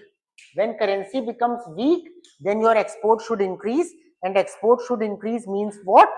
Your balance of trade should increase. But initially, even after the depreciation in currency, initially your balance of trade will fall. This is a short term effect. पहले balance of trade कम होएगा पर उससे डरना नहीं है, and then it is going to rise. That's what J curve effect is. Okay, fine. So यही बताना था. That's what you need to explain. In short run क्योंकि आप जब भी कुछ करेंगे it takes time. तो short run में अभी भी आपका import high होएगा. अच्छा, balance of trade, I hope you know export minus import. So if import is high, balance of trade will be lower. So in short run, your import will remain high. So exports will be risky. People are not going to export so quickly. But in long run, over time, foreign demand for cheaper export increases. And domestic consumers reduce costly imports. Therefore, your trade balance improves and the curve is upward. Fine. And there वो मैंने आपको draw करके दिखाई दिया curve anyway. अच्छा, curve they drawing. Fine. Now straightforward question, nothing can be more simple, directly asking Hexer all in theory and Leontief paradox, two most popular topics they are in your international economics, HO model and Leontief paradox. Directly they have asked. So see, in international trade theories aim to explain why countries trade and how trade patterns are determined. The Hexer-Olin theory. See, there were certain models. Just let me give you a bit of background of it. International trade theory starts even before the advent of economics. Economics started from classicals, mid of 18th century, from 1750 to be precise. Before classicals, there were mercantilists, and the concept of mercantilism was there. Mercantilists said what? They said that export is boon and import is sin. So they emphasized on the export of goods rather than import of goods. Are you getting my point? समझ रहे हो ना? She doesn't like when I speak totally in English. Huh? So they said country has to export for its growth. Getting my point or not? Yeah, export is boon. Then came classicals, particularly Adam Smith, and he criticized bitterly this approach of mercantilist. He said no, for the growth of country, both export and import are important, yes or no? And Adam Smith gave his theory of कौन सा advantage? Absolute advantage. Okay, yes or no online? Snigdha, Tanisha, right? After Adam Smith, there were certain faults in the certain shortcomings in the Adam Smith theory of absolute advantage. Then came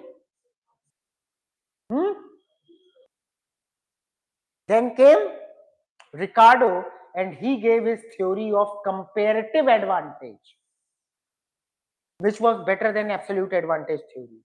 And this Hexer-Olin theory is actually the improvisation and extension of comparative advantage only.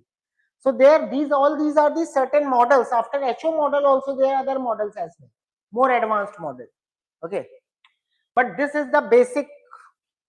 So Hexer-Olin theory developed by Elie Hexer and Bertil Olin focuses on factor endowments as the main determinants of trade.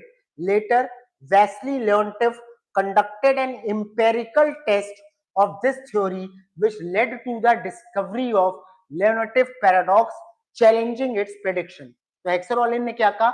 A country will export goods that use its abundant factors of production intensively and import goods that use its scarce factors intensively. Matlab, what he is saying, pay attention. That's why I said that this is very primitive theory. तो अगर sir इसको primitive कह रहे हैं तो Adam Smith और रिकार्डो early as theory हो गया, ठीक है? He is saying कि कंट्रीज दो तरह की होती हैं, अगर हम मोटा मोटा बात करें. Developing and underdeveloped countries are labor intensive, right? And developed countries are capital intensive. तो जो आपकी लेबर इंटेंसिव कंट्रीज हैं उनके पास क्या फैक्टर ऑफ प्रोडक्शन है? अबेंडेंस में लेबर्स, राइट? ये मैं आपको बड़ा लेमैन में बता रहा हूं. वो फैक्टर एंडाउमेंट की बात कर रहे हैं कि कंट्रीज वही चीजें बनाएंगी, countries will manufacture those goods only जिनमें उनके पास कुछ महारत है, जो उनके पास अबेंडेंस में है, राइट? तो इंडिया की अगर बात करें तो इंडिया के पास लेबर्स अबेंडेंस में है. आपको 16 और 30 तो मिल ही नहीं सकता. सुकून, खालीपन, जिधर देखो लोग ही लोग. Okay, so many people, so many options, still people are. Okay, so India के पास पॉपुलेशन बहुत ज्यादा है, लेबर की सप्लाई बहुत ज्यादा है, तो इंडिया कैसे गुड्स बनाएगी? Labour intensive. और इंडिया एक्सपोर्ट कौन से गुड करेगी? Labour intensive. और यूएस कौन से गुड्स बनाएगा? कैपिटल इंटेंसिव, वहां लोग कम है. और एक्सपोर्ट कौन से गुड्स करेगा? तो कंट्रीज हमेशा वही गुड्स एक्सपोर्ट करेंगी जिसमें उनके पास फैक्टर एंडाउमेंट है, अबेंडेंस है, और स्कार्स गुड्स को वो इंपोर्ट करेंगी. ये क्रक्स है एचओ थ्योरी का. समझ रहे हैं एवरीवन? की अजम्पशंस. अच्छा, ये वर्क करते हैं. हम लोगों ने एब्सोल्यूट थ्योरी में अजम्पशन लिया था. कौन सा मॉडल है? सॉरी, एक्चुअल थ्योरी कह रहा हूं. हम लोगों ने एब्सोल्यूट थ्योरी में कौन सा अजम्पशन लिया था? तनिषा, हाँ, Tanisha, Snigdha, absolute theory was 2x2 model, आपने सही बोला, 2 countries 2 goods. HO theory is 2x2x2, 2x2x2 model. 2 countries, 2 goods, 2 factors, and factors we took are labor and capital. Factors are perfectly mobile, Delhi से केरला फैक्टर्स इजीली जा सकते हैं, कोई पैसा वैसा नहीं लगेगा, लेकिन दो कंट्री के बीच में नहीं जा सकते, immobile between two country. No transport cost, as I told you, free trade है, कोई रुकावट नहीं, no protectionist measures, technology is identical, दोनों कंट्रीज में टेक्नोलॉजी आइडेंटिकल है। Production uses different factor intensities, लेकिन जो प्रोडक्शन है किसी कंट्री का प्रोडक्शन कैपिटल इंटेंसिव हो सकता है, किसी का लेबर इंटेंसिव हो सकता है। इंप्लीकेशन, एक कंट्री कैपिटल अबेंडेंट कंट्री है, ये क्या करेगी, कैपिटल इंटेंसिव गुड्स एक्सपोर्ट करेगी, और इंपोर्ट क्या करेगी, लेबर इंटेंसिव गुड्स। वहीं लेबर अबेंडेंट कंट्री क्या करेगी, ये एक्सपोर्ट करेगी लेबर इंटेंसिव गुड, और इंपोर्ट क्या करेगी, कैपिटल इंटेंसिव गुड। इसके बाद एचओ थ्योरी का ग्राफ था, वो आप ड्रॉ कर सकते थे, एकदम सिंपल चीज थी। फिर लियोनेटिव पैराडॉक्स 1953 में। अच्छा, जब ये एचओ थ्योरी आई तो मैं इसको बेसिक बोलता हूँ, इंटरनेशनल ट्रेड एचओ थ्योरी से होता था। फिर उस time international trade was governed bye HO theory, जैसे डिप्रेशन से पहले economies were run on classical approach.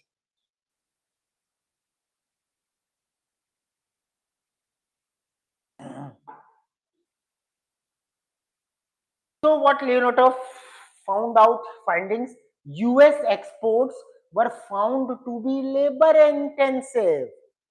इन्होंने क्या कहा था एचओ ने, कैसे गुड्स एक्सपोर्ट करेगा यूएस, क्योंकि वो कैपिटल इंटेंसिव है, कैपिटल गुड्स एक्सपोर्ट करेगा।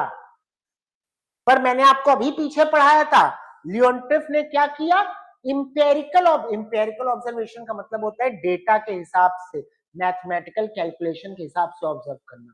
तो उन्होंने जब फैक्ट्स और फिगर्स मैच करे तो उन्होंने देखा कि भाई साहब यूएस तो ज्यादा लेबर इंटेंसिव गुड्स एक्सपोर्ट कर रहा है, करना उसे कैपिटल इंटेंसिव था। तो ये क्या हुआ, ये तो कॉन्ट्रास्ट हो गया एचओ थ्योरी का। और यूएस इंपोर्ट कौन सा गुड कर रहा था, कैपिटल इंटेंसिव गुड्स इंपोर्ट कर रहा था। This result was opposite to the prediction of HO theory, hence called as Leontief paradox. Possible explanation क्या दिया गया भाई, इसमें बहुत अच्छी थ्योरी है, जब करेंगे बहुत बढ़िया से एक्सप्लेन करते हैं हम इसको क्लास में, मजा आ जाएगा आपको तब। लेकिन अभी बस सुन लीजिए कि होता क्या है कि human capital factor, US labour was highly skilled, hence exports were effectively human capital intensive, not just labour intensive. उस टाइम पे जो यूएस का लेबर था वो स्किलफुल ज्यादा था, काफी ज्यादा स्किलफुल था।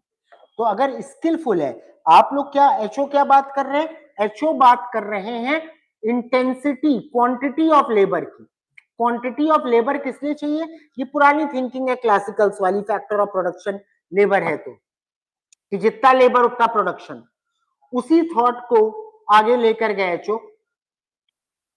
लेकिन आप प्रोडक्टिविटी ऑफ लेबर को भी तो कंसिडर करेंगे, क्वांटिटी ऑफ लेबर प्रोडक्शन को ही तो डिटरमाइन कर रहा है। तो अगर लेबर ज्यादा प्रोडक्टिव हुआ तो कम लेबर भी ज्यादा प्रोडक्शन करेगा। तो क्योंकि यूएस का लेबर ज्यादा स्किल्ड है, ज्यादा प्रोडक्टिव है, तो वो ज्यादा ह्यूमन स्किल्ड, आप कह रहे हैं लेबर इंटेंसिव गुड्स एक्सपोर्ट कर रहा है, नहीं, वो ज्यादा ह्यूमन स्किल्ड गुड्स एक्सपोर्ट कर रहा है, उन गुड्स को ज्यादा एक्सपोर्ट कर रहा है जिसमें स्किल्ड लेबर चाहिए, यानी human skilled intensive goods export कर रहा है, ना कि लेबर इंटेंसिव। समझे बात को।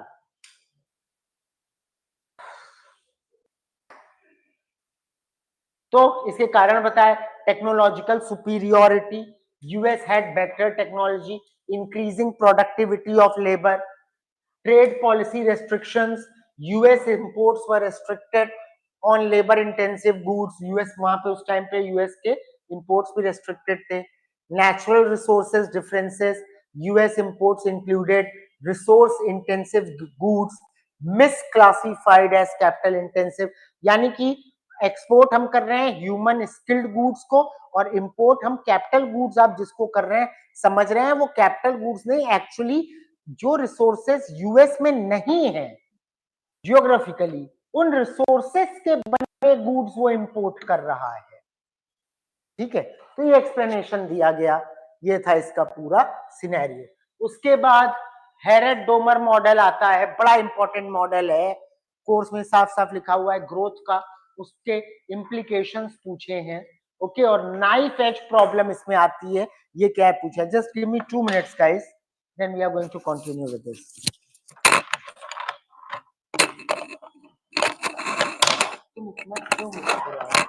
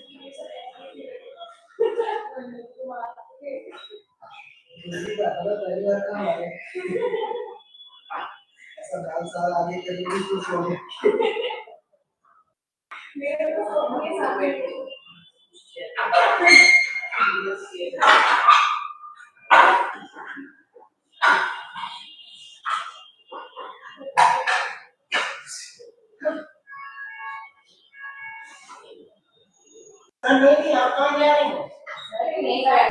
उसकी जो जीएसटी क्लास थी इसलिए हो गई। हाँ, अरे मैं भूल गया। क्या आपको ठंड अब नहीं लगेगी, यहाँ पे नहीं लगेगी, मुझे गर्मी लग रही थी। एनीवे, हाँ ठीक है, इसके बाद मंगवा देते हैं।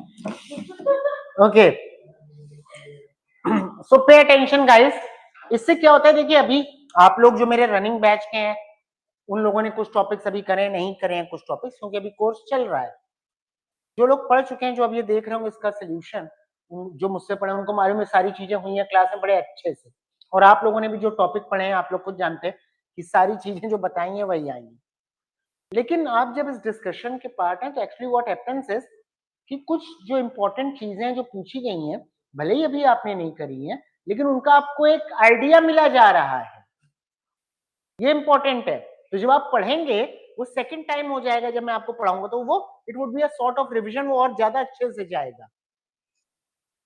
तो Harrod-Domar model, the Harrod-Domar model of economic growth explains the relationship between saving, investment and growth.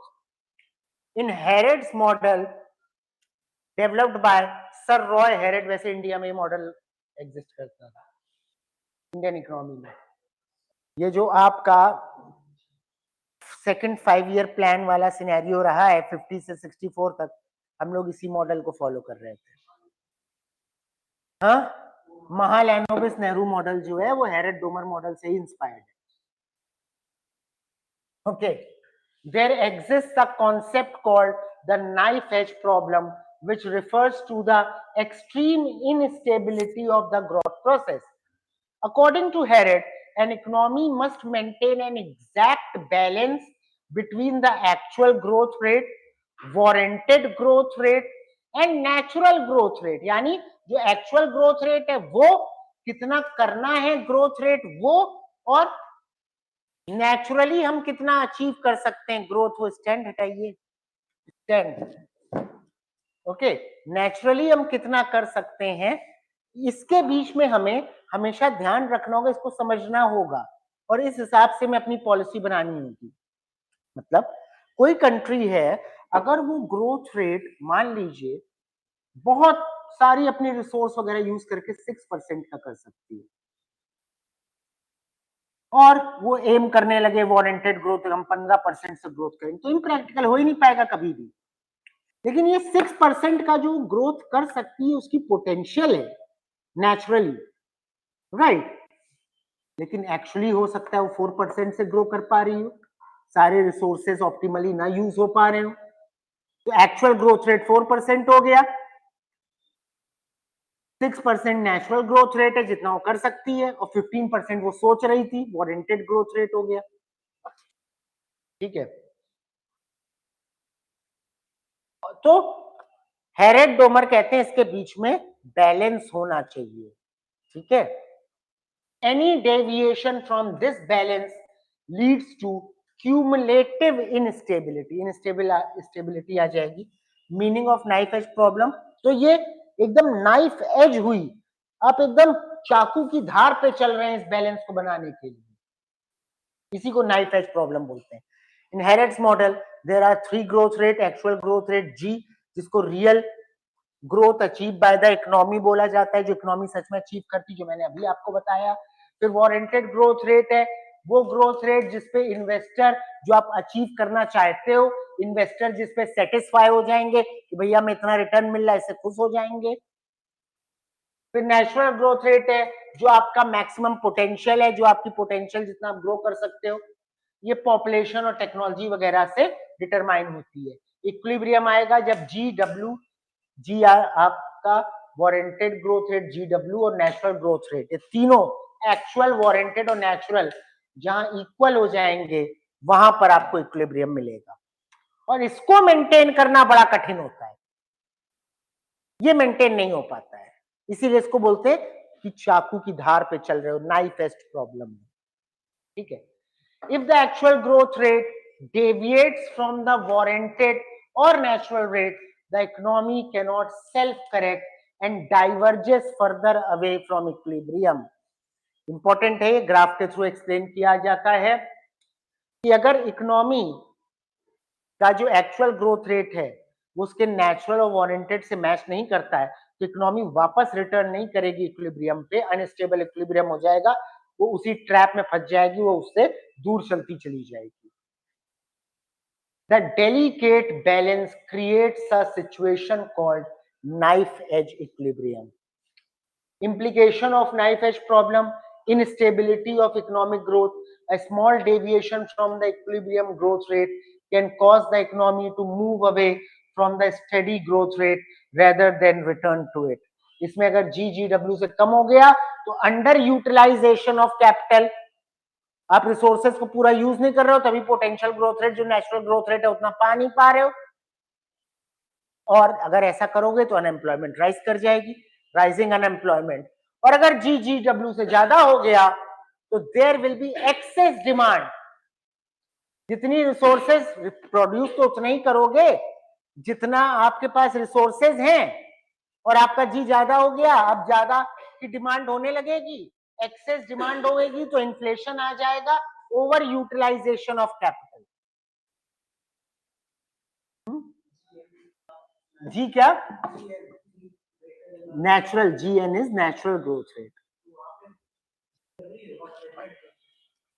नहीं, ये सिचुएशन की आप बात कर रहे हो, आप ग्रो कर कैसे पा रहे हो? आप ग्रो तभी तो कर पा रहे हो जब आपका इन्वेस्टमेंट आ रहा है, तो इन्वेस्टर्स को कुछ रिटर्न चाहिए कि नहीं चाहिए? तो हम GN को तो एक तरीके से मान के चलते हैं हमारा पोटेंशियल है, हम बात GW के हिसाब से करते हैं कि हमें इतना अचीव करना है, हमारा टारगेट इतना है, तो हम इन्वेस्टर्स को रिटर्न दे पाएंगे, सारी चीजें कर पाएंगे। अगर आप GW से कम हो जाते हो तो आप इन्वेस्टर्स को रिटर्न नहीं दे पाओगे, आपकी जितनी इन्वेस्टमेंट उतना रिटर्न्स नहीं है, यानी अनएम्प्लॉयमेंट है, अंडर ग्रोथ में है आप। और अगर ज्यादा हो गया इन्वेस्टमेंट से ज्यादा, तो आप ओवर यूटिलाइजेशन ऑफ कैपिटल है, डिमांड ज्यादा है, आपके पास उतनी रिसोर्सेज नहीं, रिसोर्स में कैपिटल भी है आपका, समझे बात को? तो उतना प्रोडक्शन नहीं होगा क्योंकि रिसोर्सेज तो उतनी है जितना इन्वेस्टमेंट हो रखा है GW।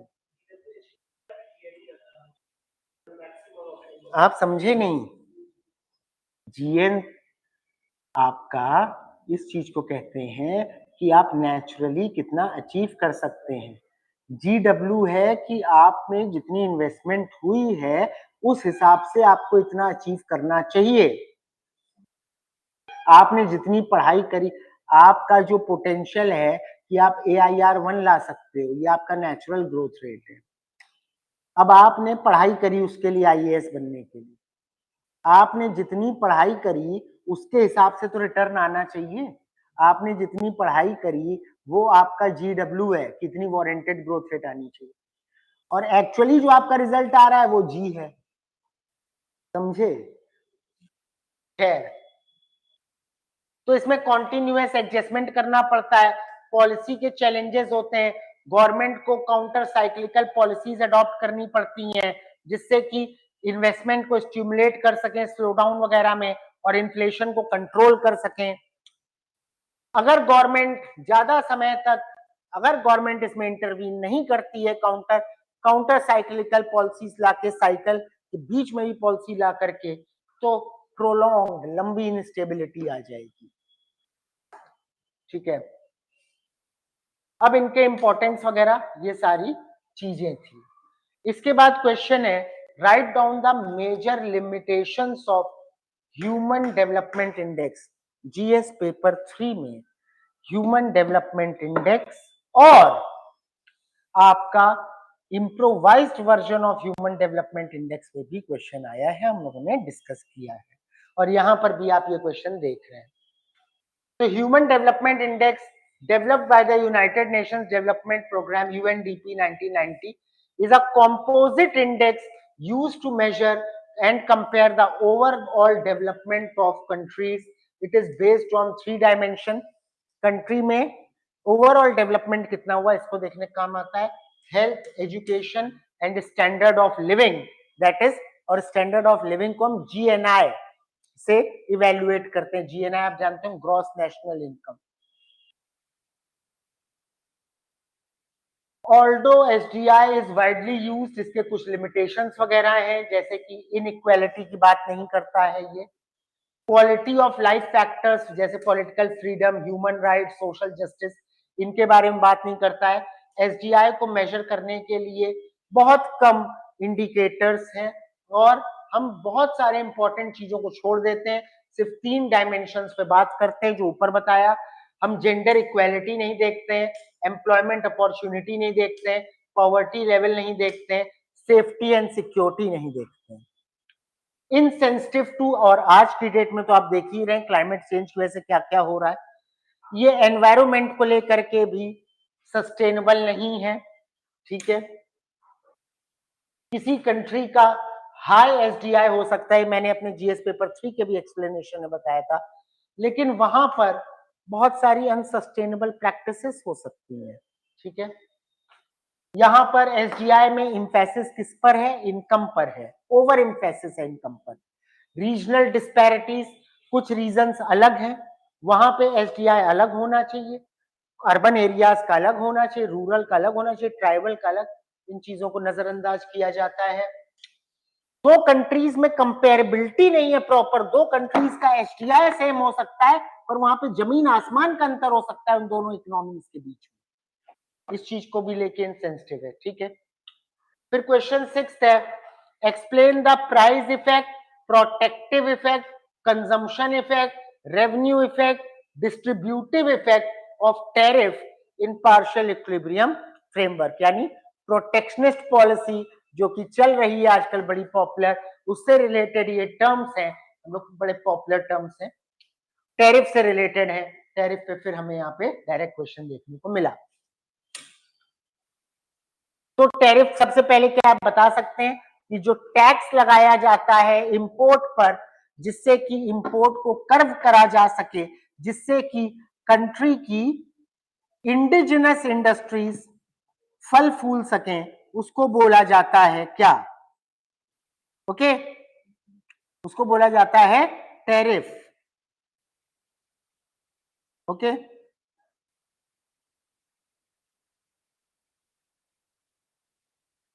बोलिए, उसको बोला जाता है टैरिफ। ठीक है, so a tariff is a tax imposed by government on imported goods and services in the partial equilibrium framework which focuses on a single market or sector. The imposition of a tariff affects various economic variables such as prices, production, consumption and government revenue. ये चीज आप जानते ही हैं।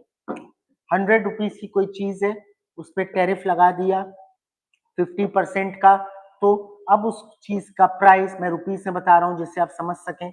India ने US में export किया अपना textile 1000 rupees,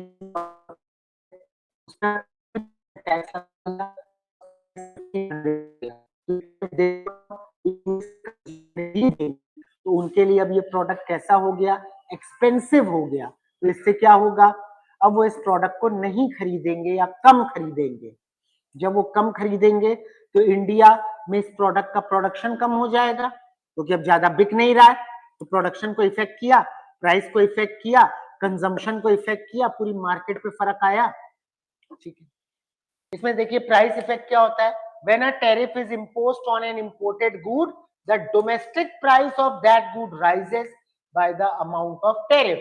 If the world price is 100 and a tariff of 20 is imposed, the domestic price becomes 120. जो अभी मैंने आपको बताया 1000 का एग्जांपल दे करके कि जब जितना टैरिफ लगाओगे उतना प्राइस बढ़ जाता है, प्राइस इफेक्ट कहलाता है। इसमें प्रोटेक्टिव इफेक्ट क्या होगा, higher domestic price due to the tariff encourages domestic producers to increase their production. This is called protective effect as it protects local industries from cheaper foreign goods. जब imported good का price बढ़ गया तो आपके यहाँ के domestic producers क्या करेंगे, वो वैसा ही गुड अपने यहाँ और बनाना शुरू कर देंगे, जिससे कि क्योंकि वो महंगा गुड नहीं खरीदा जा रहा है, चीपर गुड खरीदा जा सके। इससे क्या होगा, प्रोडक्शन बढ़ेगा, प्रोटेक्शन मिला इंडस्ट्रीज को, इसे प्रोटेक्टिव इफेक्ट बोलते हैं। फिर कंजम्पशन इफेक्ट, इसमें क्या होता है, the increase in price reduces consumption demand. अभी मैंने आपको बताया for these good this fall in consumption due to tariff is known as consumption effect. Revenue effect, the government earns revenue from the tariff.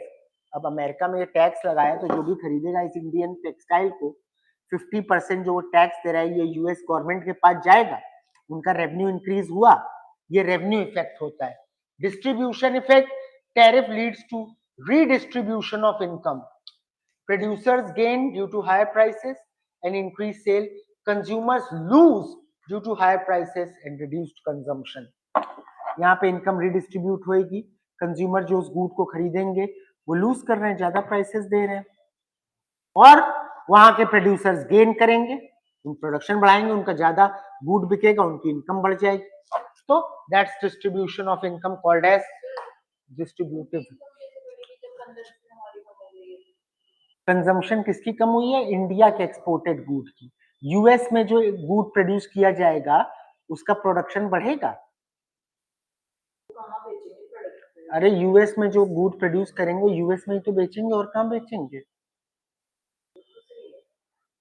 हाँ नहीं बोलिए भैया, India textile export कर रहा है, इंडिया का टेक्सटाइल एक्सपेंसिव हो गया, तो अब यूएस के प्रोड्यूसर उस टेक्सटाइल का सब्स्टिट्यूट प्रोड्यूस करेंगे और वो सस्ता होगा तो लोग उसको खरीदेंगे, वो ज्यादा प्रोड्यूस करेंगे, उनकी इनकम नहीं बढ़ जाएगी। आप जो गुड एक्सपोर्ट कर रहे हैं उसी पे टैरिफ लगा है, तो उसी की बात हो रही है ना।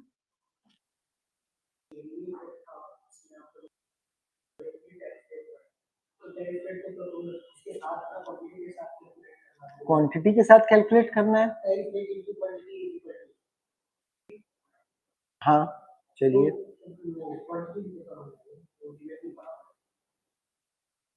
आप कह रहे हैं कि टैरिफ का मतलब, आप कह रहे हैं कि रेवेन्यू जो गवर्नमेंट के पास आएगा वो जो है कम हो जाएगा। क्यों, क्योंकि भाई अगर टैरिफ बढ़ गए तो लोग ज्यादा खरीदेंगे नहीं, और लोग ज्यादा खरीदेंगे नहीं तो गवर्नमेंट के पास टैक्स ज्यादा कैसे आ जाएगा। मैं आपसे कह रहा हूं, पहले गवर्नमेंट उसमें 50 रुपए टैक्स लेती थी, अब गवर्नमेंट उसमें 500 रुपीज टैक्स ले रही है, तो 10% टैक्स बढ़ गया, तो 10% कंजम्पशन थोड़ी ना कम हो जाएगा, 10 टाइम्स कंजम्पशन थोड़ी ना कम हो जाएगा।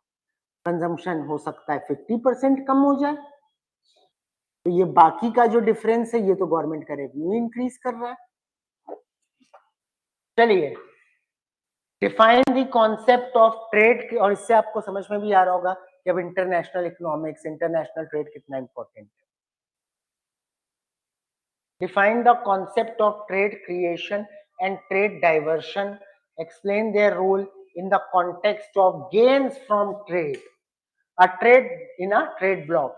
A trade bloc, अब पहले trade bloc देख लीजिए, is a group of countries that come together to reduce or eliminate trade barriers among themselves. ये जैसे आजकल फिर से बहुत न्यूज में इसमें क्वेश्चन आ गया है, यानी कुछ कंट्रीज जो आपस में कोलैबोरेट कर लेते हैं, किस लिए कोलैबोरेट करते हैं? फ्री ट्रेड के लिए, ठीक है। और फ्री ट्रेड में क्या होगा, जो प्रोटेक्शनिस्ट मेजर्स हैं, टेरिफ, कोटा, ये सब नहीं लगेंगे उन पे आपस में जब वो ट्रेड करेंगे। इनको हम ट्रेड ब्लॉक्स बोलते हैं, ठीक है। एग्जाम्पल इंक्लूड यूरोपियन यूनियन, आप उनको जानती हैं कैसे? Example include European union, Asian countries, India भी इसमें। NAFTA, formation of such blocks can result in economic integration and enhanced trade among member nations. However, the overall welfare impact of trade blocks depend on two key concepts, that is trade creation and trade diversion. Trade creation में क्या होता है? Trade creation occurs when a trade block leads to the replacement of higher cost domestic production with lower cost imports from a member country. देखिए effective तभी होगा जब trade creation हो। कोई कंट्री है जिसमें कोई गुड्स से, मान लीजिए वहां पर लैपटॉप्स प्रोड्यूस हो रहे हैं और उस कंट्री में लैपटॉप का कॉस्ट ऑफ प्रोडक्शन हाई है। अब वो कंट्री अपने यहाँ के प्रोडक्शन को बढ़ाने की बजाय, जो कि उसको एक्सपेंसिव पड़ रहा है, अगर वो किसी ऐसी कंट्री के साथ एग्रीमेंट में है, उसके ट्रेड ब्लॉक में है, जिससे वो इंपोर्ट कर ले और उसे इंपोर्ट सस्ता पड़ रहा हो, तो उसे ये चीज करनी चाहिए। तब ट्रेड ब्लॉक का मतलब है ट्रेड क्रिएशन हुआ। अपने सेल्फिशनेस से बाहर आकर के कि ये ना देखे हम इंपोर्ट कर रहे हैं, क्योंकि वो चीप पड़ रहा है, लॉन्ग टर्म इकोनॉमी के लिए वो बेटर रहेगा, आप उस मोड में जाइए, ठीक है। This results in greater efficiency and better resource allocation. क्योंकि अगर आप अपने आप प्रोडक्शन करेंगे तो आपके यहाँ रिसोर्स का एलोकेशन वेस्ट होगा, क्योंकि आप उसको एक्सपेंसिवली प्रोड्यूस कर पा रहे हैं। इससे अच्छा आप उसको इंपोर्ट कर लीजिए, ठीक है। Example, suppose country A joins the trade bloc with country B, ये पूर्व मैंने आपको एग्जाम्पल दे दिया। Impact on welfare, trade creation is beneficial and leads to increased consumer price and overall gains from trade, ठीक है। ट्रेड डाइवर्जन क्या होता है? Trade diversion occurs when a trade block leads to the replacement of lower cost imports from a non-member country with higher cost import from a member country due to preferential treatment. 5 लोगों ने मिलकर आपस में trade block बनाया, या 2 लोगों ने मान लीजिए बनाया, इनका ट्रेड ब्लॉक है। हाँ, ए और बी दोस्त हैं। अब ए मान लीजिए मोबाइल फोन्स इंपोर्ट करता था किसी कंट्री सी से, और जब वो इंपोर्ट करता था तो जो कॉस्ट आती थी इंपोर्ट की, वो मान लीजिए 1000 रुपीज आती थी।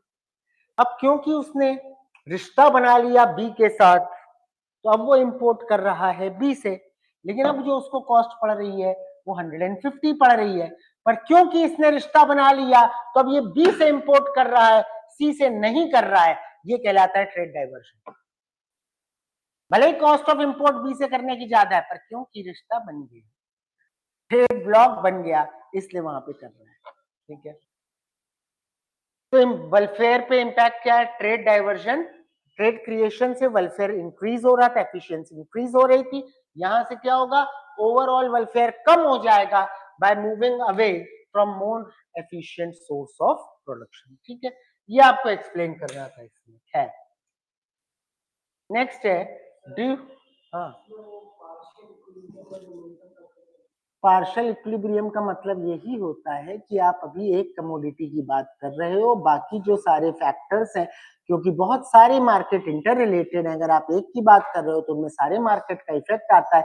हम सिर्फ एक की ही बात करेंगे, बाकी मार्केट को कांस्टेंट मानेंगे। Do you think that perfect capital mobility under fix, अब ये एक्सचेंज रेट से क्वेश्चन आ गया, under fix exchange rate improves the effectiveness of fiscal and monetary policies? So the effectiveness of fiscal and monetary policies depends on the exchange rate regime obviously and the degree of capital mobility under ये मुंडल-फ्लेमिंग model बहुत important model है exchange rate में, which extends the ISLM framework to an open economy. The interaction between perfect capital mobility and a fixed exchange rate regime reveals important insight into macroeconomic policy effectiveness. तो ये जो perfect capital mobility होती है मंडल Fleming model के अंदर, वो भी fix, ये कब एप्लीकेबल है? For fix exchange rate regime, ठीक है। इससे इन्होंने एक्सप्लेन किया, देखिए परफेक्ट मोबिलिटी का मतलब क्या होता है कि कैपिटल मूव कर सकता है across borders in response to difference in interest rates. Capital आप लोग जानते ही हैं, तीन तरह के अकाउंट्स होते हैं, ये हम लोग पढ़ते हैं इंटरनेशनल इकोनॉमिक्स में। कैपिटल अकाउंट होता है जो करंट अकाउंट सुना होगा, हाँ, एक करंट अकाउंट होता है, एक कैपिटल अकाउंट होता है, एक आपका फाइनेंस अकाउंट होता है, ठीक है, तीन अकाउंट होते हैं। नॉर्मली जीएस में आपको करंट और कैपिटल अकाउंट ही पढ़ाया जाता होगा, उसमें भी मेनली करंट ही पढ़ाया जाता है जिसमें गुड्स एंड सर्विस का ट्रांसफर किया जाता है।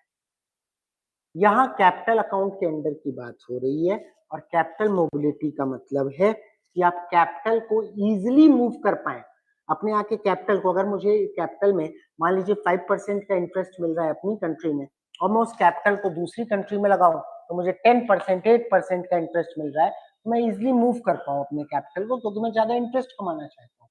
वो समझ रहे हो?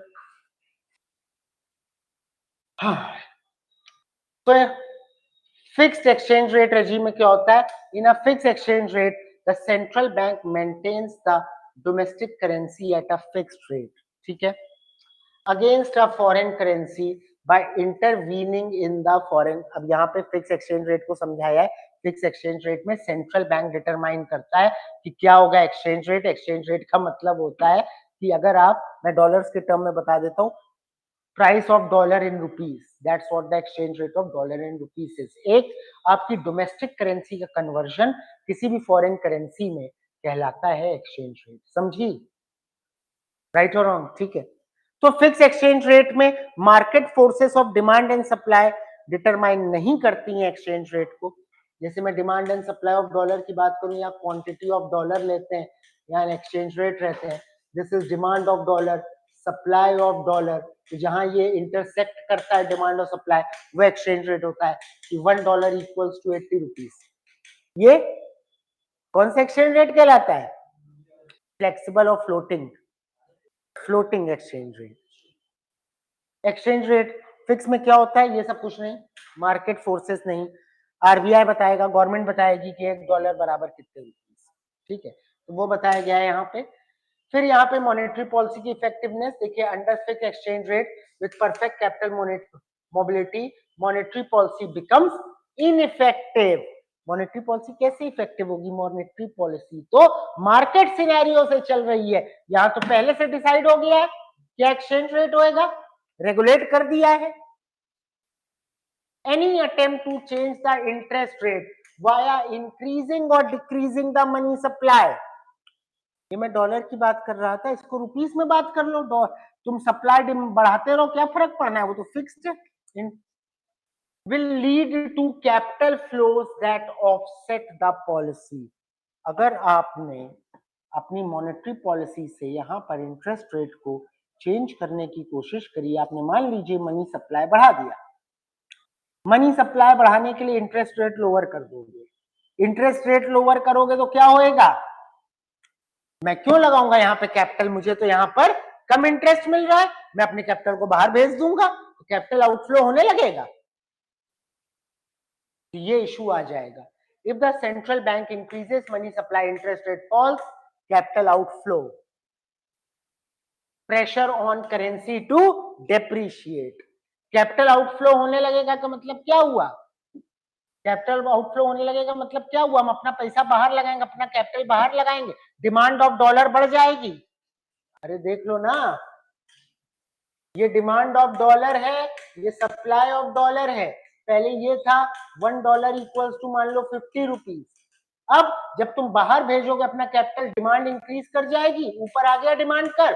अब ये हो गया नया exchange rate, $1 equals to 80 rupees. लो, आने लगा प्रेशर, यानी डॉलर एप्रिशिएट करने लगा, यानी डोमेस्टिक करेंसी को डेप्रिशिएट करने का प्रेशर आने लगा। यस और नो, समझ रहे हो? To maintain the exchange rate, central bank अब इसको कैसे मेंटेन करे भैया, सप्लाई बढ़ाओ। सेंट्रल बैंक को सप्लाई बढ़ानी पड़े, पहले यहां सप्लाई थी, सप्लाई को यहां लो। तो इतना ज्यादा फॉरेन रिजर्व होना चाहिए कि मार्केट में सप्लाई ऑफ डॉलर को इंक्रीज कर सको। To maintain the exchange rate, the central bank is forced to sell foreign reserves, contract money supply, neutralizing the policy. Result, monetary policy loses its independence and is ineffective in influencing the output and employment. Effectiveness of fiscal policy, लेकिन यहाँ पर fiscal policy effective होती है. In contrast, fiscal policy becomes highly effective under these conditions. For example, an increase in government spending shifts the IS curve. Government spending अगर increase कर दी तो इसी को IS कर्व के फॉर्म में देख लो। फिस्कल पॉलिसी किससे इफेक्ट होती है, तो सॉरी IS कर्व किससे इफेक्ट होता है, फिस्कल पॉलिसी से। अगर फिस्कल पॉलिसी में स्पेंडिंग बढ़ाई तो IS कर्व अपवर्ड शिफ्ट हो जाएगा। Shift the IS curve to the right, इससे क्या होएगा देख लो, बढ़ गया इंटरेस्ट रेट, कैपिटल, और जब इंटरेस्ट रेट बढ़ जाएंगे तो दोस्तों क्या होगा, पहले ये थे इंटरेस्ट रेट, अब ये हो गए, कैपिटल विल स्टार्ट इनफ्लोइंग, राइट। अब क्या होगा, कैपिटल इनफ्लो होने लगा, इसका मतलब डॉलर की डिमांड कम होने लगी। डॉलर की यहां देखो डिमांड कम होगी तो पीछे शिफ्ट हो जाएगा, डेप्रिशिएट कर जाएगा डॉलर, यानी आपकी करेंसी एप्रिशिएट कर जाएगी। राइट और रॉन्ग, ऑनलाइन आप लोग समझ पा रहे हैं? Online are you getting it?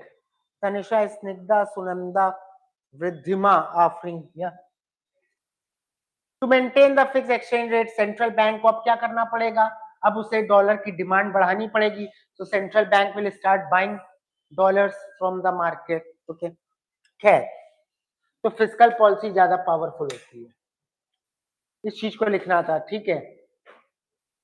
अब क्वेश्चन नंबर 7 है, just wait for 2 minutes, let me drink water, तो रिज्यूम करते हैं।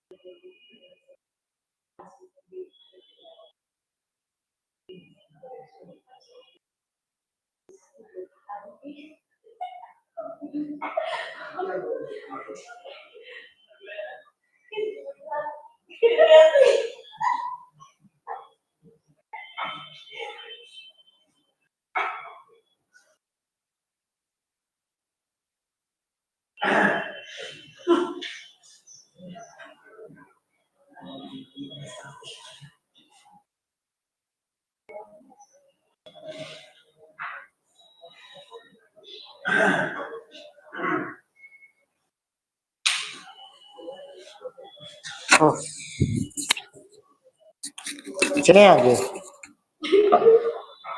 आप लोग जो भी बातें कर रहे हो ये सब लाइव है, मालूम है आपको?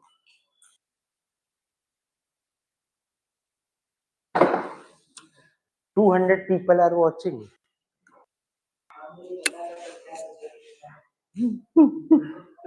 There. Anyway, next is analyze the role of human capital and research and development R&D expenditure on economic growth in the framework of endogenous growth model. There are two types of model, endogenous and exogenous growth.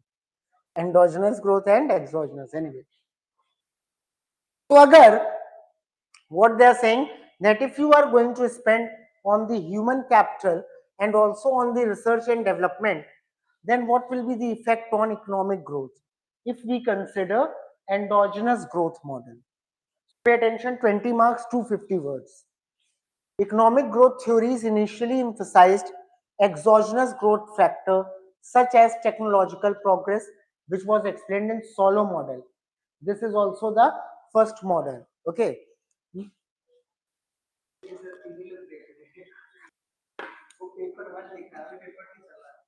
What? This is paper one. Come, come. I trust you. You go there and watch. No, this is not going to show you the exact stat, na. We have the stat there, and see the curve is also drawn. Curve and everything is drawn. Yeah. So when I say something, I say it with a base. Okay. So, guys, Solow model is the first model of growth and development that we do, right? Yeah. So, however, the endogenous growth model, Romer model, Lucas highlighted that growth can be sustained internally through investment in human capital and R&D. See, if we talk about exogenous model is that growth will be influenced by external factors, technology. Endogenous model is growth can be influenced by focusing on the internal factor, labors, right? Labor, capital, quality of labor, skills. So that's what we mean by endogenous model and exogenous model. We have done it in the class. Okay. These factors generate knowledge spillovers, making skilled labors. Boss, why? Because skilled labors are going to give or are going to earn more money. They'll be more productive for economy. Their production capacity will be high, right? Innovations and productive gains. And once they get educated, they will impact others, they will educate others, the research and development will grow in your country, the productive capacity will increase. Right or wrong? Thereby, okay, here it should be written, yeah, it is written correctly, thereby diminishing returns to capital. Diminishing returns to capital means that the rate of returns that you obtain from capital, that rate decreases. Returns are increasing, but the rate, initially you were getting 10% return, then 8%, then 6%. So you are getting returns, but this is diminishing return. So this rate of reduction in the rate is going to decrease. Diminishing return कम होने लगेंगे. Okay. Now role of human capital, so skill formation and productivity, like investment in education, training, health, enhances workers' productivity and adaptability. Knowledge spillover, some more educated workforce accelerates diffusion of innovations and adoption of technology. Sustained growth, unlike physical capital, human capital accumulation does not face diminishing return. If you purchase a machine, that's physical capital, it's going to depreciate. But that's not the case with human capital. Humans are also taken as capital, right? In case of human capital, his knowledge is going to increase with time. So returns will not be Diminishing, yeah, due to experience. Lucas 1988 emphasized human capital as a driver of self-sustain, and this is more towards the classical thing. Labor as the endogenous model. Growth, critical view, returns to human capital vary by quality of education and health infrastructure. Brain drain, that's what is happening in India. People get educated from India. You were investing in this human capital, and what happened? Your capital migrated to some other country. So they are being productive, they are giving returns to that country, not to yours. And investment was done by you. Brain drain reduces domestic benefits of skilled workers. हमारे यहाँ के जो पढ़े लिखे लोग आगे बाहर जा रहे हैं तो उनका बेनिफिट यूएस ले रहा है, हमें थोड़ी ना डोमेस्टिक बेनिफिट मिल रहा है उनसे. Without complementary fiscal capital, human capital may not ensure growth. Yeah, obviously you need fiscal capital as well. अकेला human capital से कहाँ हो जाएगा कुछ, right? Role of R&D expenditure. So innovation driver, R&D means research and development. The research that you do in field of science and all to launch a product and all. R&D generates new products, processes and productivity improvements, fueling long-term growth. Endogenous technological change. Romer model shows R&D as central to innovation-led technology. Then spillover effects. Firms' R&D investment benefits society beyond private gains. That is spillover. Everyone is going to gain from it if R&D is done. Okay. Synthesis in endogenous growth framework. Human capital and R&D are mutually reinforcing. Skilled workforce boosts innovation capacity. Innovation raises demand for higher skill. Countries with sustained public and private investment in both South Korea, USA are the example. In this way, you could have explained it. Okay. Next is increasing role of multinationals has reduced the significance of foreign aid during the post-World Trade Organization, that is WTO regime. Do you agree with this statement? Explain. 15 marks. So it is saying that as the role of multinational means multinational companies, Google, Intel, all these are Tesla, all these are multinationals. Okay.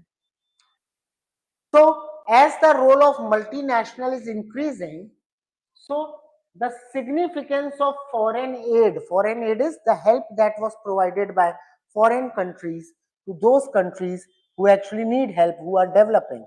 Okay. So due to the increasing role of multinational, the significance of foreign aid has reduced, and especially after the formation of World Trade Organization. Direct question from the topic. It is the topic of international economics. So see, foreign aid traditionally seen as the tool for development financing and international diplomacy played a significant role in the post-World War II and Cold War periods. However, with the advent of globalization and the establishment of World Trade Organization in 1995, the global economic order shifted towards trade liberalization, private capital flows, and multinational corporations.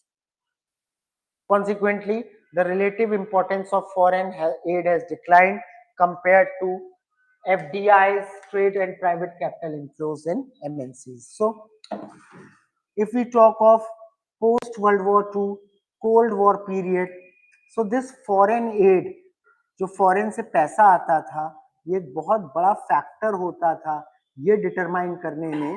भाई rich countries, developed countries इसको tool की तरह इस्तेमाल करते थे developing countries को control करने के लिए कि हम तुम्हें एड देते हैं तो तुम हमारे अलाय हो. All these things were there. लेकिन हुआ क्या? लिबरलाइजेशन, ग्लोबलाइजेशन के बाद वर्ल्ड ट्रेड प्रॉस्पर किया, तो अब ये फॉरेन एड की बजाय जो मल्टीनेशनल्स हैं वो अलग अलग देशों में चली गई, लोगों को इनमें नौकरी मिलने लगी, है ना, अर्निंग बढ़ने लगी, फाइनेंसिंग होने लगी इन मल्टीनेशनल्स ने उन कंट्रीज में इन्वेस्टमेंट वगैरह भी करने लगे, हाँ कि ना। अब फॉरेन एड की जगह बड़ी बड़ी कंपनीज एफडीआई करती हैं, हमारे यहाँ की कंपनीज के पार्ट बन जाती हैं, ओनरशिप लेती हैं, राइट और रॉन्ग, परसेंटेज ऑफ शेयर्स खरीद लेती हैं। तो जो फाइनेंस और इन्वेस्टमेंट हमें इनसे मिल रहा है उससे कम हमें फॉरेन एड से मिलता था, और वो तो एहसान होता था। यहाँ इन्वेस्टमेंट है, बिजनेस है, तो इसलिए सरपास कर दिया है फॉरेन एड को आज की डेट में।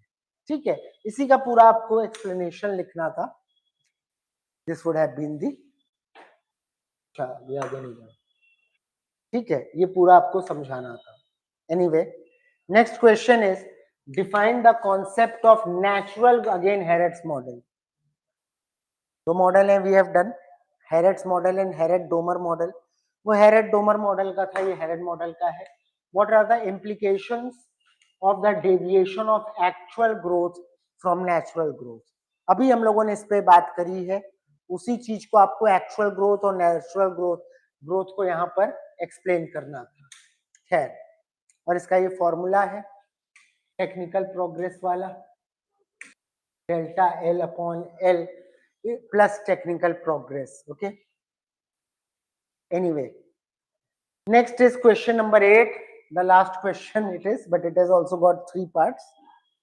To explain the role of World Trade Organization, the World Trade Organization se second question hai, in the present context discuss the merits and demerits, और देखिए ट्रिम्स और ट्रिप्स एग्रीमेंट से भी question आ गया है। ठीक है, तो यहाँ पे वर्ल्ड ट्रेड ऑर्गेनाइजेशन को पहले तो हमें इंट्रोड्यूस करना था कि established in 1995, successor of general agreement on tariff and trade, GATT का सक्सेसर है ये। Provides a rule based framework for global trade by reducing tariff, और आज आप देख लीजिए क्या हो रहा है ना। तो वर्ल्ड ट्रेड ऑर्गेनाइजेशन वैसे ही ट्रिम्स और ट्रिप्स एग्रीमेंट वगैरह इनके बाद, और जो वेस्ट और ईस्ट के बीच में कॉन्फ्लिक्ट रहा उसके बाद वर्ल्ड ट्रेड ऑर्गेनाइजेशन का रेलेवेंस लगातार कम ही हो रहा है, और ट्रंप ने तो पूरी तरह से ही निस्तनाबूद कर दिया। Removing barriers, settling dispute among member countries in the present context of globalisation, digital trade and geopolitical shift, the world trade organisation plays a critical role promoting fair trade and all these. अब इसके लिए challenges क्या थे? Protectionism, climate change, inclusive development, ये सब challenges थे। Present trade में क्या करता है? फैसिलिटेटर है ग्लोबल ट्रेड का, डिस्प्यूट सेटलमेंट मैकेनिज्म है यहाँ पर, इंक्लूजन ऑफ न्यू इश्यूज, आजकल के जो इश्यूज हैं वो आप इसमें इंक्लूड हुए हैं, स्पेशल डिफरेंशियल ट्रीटमेंट होती है, protect interest of developing Nations, developing Nations को फ्लेक्सिबिलिटी देता है, टेक्निकल सपोर्ट देता है। फिर TRIMS, trade related investment measures जो लिए हैं वो बताना था कि भाई discrimination against foreign investors, promotes free flow of investment and trade, enhances efficiency and competitiveness in host economies, limitations, demerits हैं, limits policy space for developing countries, या developing countries के साथ गड़बड़ होती, may reduce opportunities for domestic industries to grow। अब अगर आप tariff वगैरह प्रोटेक्शनिस्ट मेजर रोकोगे तो जो इंडिजिनस या डोमेस्टिक इंडस्ट्री है वो सफर करेंगी, ठीक है, और डिपेंडेंसी बढ़ जाएगी फॉरेन फर्म्स और टेक्नोलॉजी पे। Trips, trade related aspect of intellectual property right, ठीक है, ये मिनिमम स्टैंडर्ड बताता है प्रॉपर्टी राइट्स के, जो WTO नॉर्म्स के प्रॉपर्टी इंटेलेक्चुअल प्रॉपर्टी राइट्स आप समझते हैं। आपने कोई सॉफ्टवेयर बनाया, आपने कोई ऐप बनाई, आपने कोई बुक लिखी, आपने कोई इनोवेशन किया, आप उसको एक्सपोर्ट कर रहे हो, अब फॉरेन की कंट्री उसको अपना बना के यूज करने लगे, रिवर्स इंजीनियरिंग करके उसको अपने आप शेप ले प्रॉपरली, तो उससे प्रोटेक्ट करने के लिए तो एनकरेजेस इनोवेशन रिसर्च एंड, आपने तो यहाँ से अपनी टेक्नोलॉजी मान लीजिए चाइना एक्सपोर्ट करी और चाइना वालों ने थोड़े दिन यूज करके वैसी अपने यहाँ दूसरी बना ली और आपको कहा चलो निकलो, तो इस सबसे प्रिवेंट करता है। Encourages innovation research and technology transfer, provides global protection to patent, copyright. अब आपने अमेरिका में पेटेंट करवाया इंडिया में आपने वो टेक्नोलॉजी बेची, रोशनी ने उस टेक्नोलॉजी को अपने यहाँ कॉपी किया और यूज कर रहे हैं, क्या कर लोगे तुम पेटेंट का? यूएस में जाके केस करो रोशनी पे, रोशनी कह रही हम जाएंगे नहीं यूएस, जॉब हको, क्या है, क्या कर लोगे मेरा? ठीक है, नहीं मानेंगे तुम्हारे पेटेंट को, ये इंडिया है, हम मानते ही कुछ नहीं है वैसे भी। ठीक है, and trademark boost investor confidence in global market. ठीक है, डीमेरिट क्या है? Cost of essential medicine. और भैया अगर ऐसा करोगे तो फॉरेन की जो मेडिसिन आती है हम लोग भी करते हैं, उनको हम अपने यहाँ कॉपी कर लेते हैं, उसकी कॉस्ट बढ़ जाएगी, फॉरेन से खरीदोगे। हाँ, उसी तरह से एग्रीकल्चरल प्रोडक्ट्स मोनोपोली से स्ट्रेंथन होएगी, यस और नो? टेक्नोलॉजिकल गैप बना रहेगा, ये सारे इसके डिमेरिट्स हैं। खैर, do you think that economic growth and sustainable development are contrary to each other? Justice बहुत बढ़िया बात कही है। ग्रोथ का मतलब होता है जीडीपी का इंक्रीज करना, प्रोडक्शन का इंक्रीज करना। डेवलपमेंट का मतलब होता है कंजम्पशन, लिविंग स्टैंडर्ड का इंक्रीज करना, वेलफेयर। तो क्या ये एक दूसरे के कॉन्ट्रेरी है या नहीं है? अपने आंसर को आपको इसमें जस्टिफाई करना था, आपको रीजंस देने थे। तो इसमें देखिए, economic growth and sustainable development are often seen as two sides of the same coin. While economic growth refers to the increase in the output of goods and services measured by GDP, sustainable development emphasizes meeting present needs without compromising the ability of future generations. The debate arises because unchecked economic growth may lead to environmental degradation, जो कि आजकल हो रहा है. While sustainability लंबे समय तक अगर फायदा उठाना है तो आपको लिमिट्स लगानी होगी रिसोर्स के एक्सप्लॉयटेशन पर, और अगर रिसोर्स के एक्सप्लॉयटेशन पर लिमिट लगाओगे तो ग्रोथ रुकने लगेगी. Why they seem contrary? देखिए, पहली चीज तो ये एक दूसरे को ऑपोजिट क्यों दिखते हैं? Resource depletion, rapid industrial growth exploits non renewable resources like coal, oil, minerals. Environmental damage होता है, इकोनॉमिक एक्सपेंशन ऑफन, और इस पे कर्व भी है, Kuznets economic curve, environmental curve, growth and development में किया है. डिफॉरेस्टेशन होता है, क्लाइमेट चेंज होता है, short term versus long term goal. Economic growth targets immediate GDP rise, जबकि सस्टेनेबल डेवलपमेंट का मतलब होता है इंटरजेनरेशनल इक्विटी, एक जनरेशन के बाद दूसरी जनरेशन तक ट्रांसफर हो सके. सब कुछ तुम ही यूज कर लोगे तो आने वाली जनरेशन क्या यूज करेगी? कॉम्प्लीमेंट्री. हाँ, ग्राफ तो हर जगह बनाओ, जहां मौका मिले वहां ग्राफ बनाओ. ग्राफ आपकी चीजों को सिंप्लीफाई करता है, हमेशा याद रखिएगा. एम्पेरिकल चीजें अगर आपने इकोनॉमिक्स लिखा है, लिया है, ग्राफ आपकी स्ट्रेंथ होनी चाहिए, पहली चीज वीकनेस नहीं. आपको जहां मौका मिले वहां आपको ग्राफ और फॉर्मूला लिखना चाहिए, उससे आपको ज्यादा नंबर मिलेंगे. समझ रहे हैं बात को? तो why they are complementary not inherently opposed? देखिए भाई, ग्रीन ग्रोथ मॉडल है, ठीक है, हम लोग जो है बायोफ्यूल्स वगैरह की तरफ शिफ्ट कर रहे हैं, ठीक है, ऑल्टरनेटिव सोर्सेस हम देख रहे हैं एनर्जी के. फिर सर्कुलर इकोनॉमी, हम रिसाइकल करें, रीयूज करें, वेस्ट रिडक्शन स्ट्रेटजी अप्लाई करें. इंक्लूसिव डेवलपमेंट, इन्वेस्टमेंट हो ह्यूमन कैपिटल पे, एजुकेशन पे, हेल्थ पे.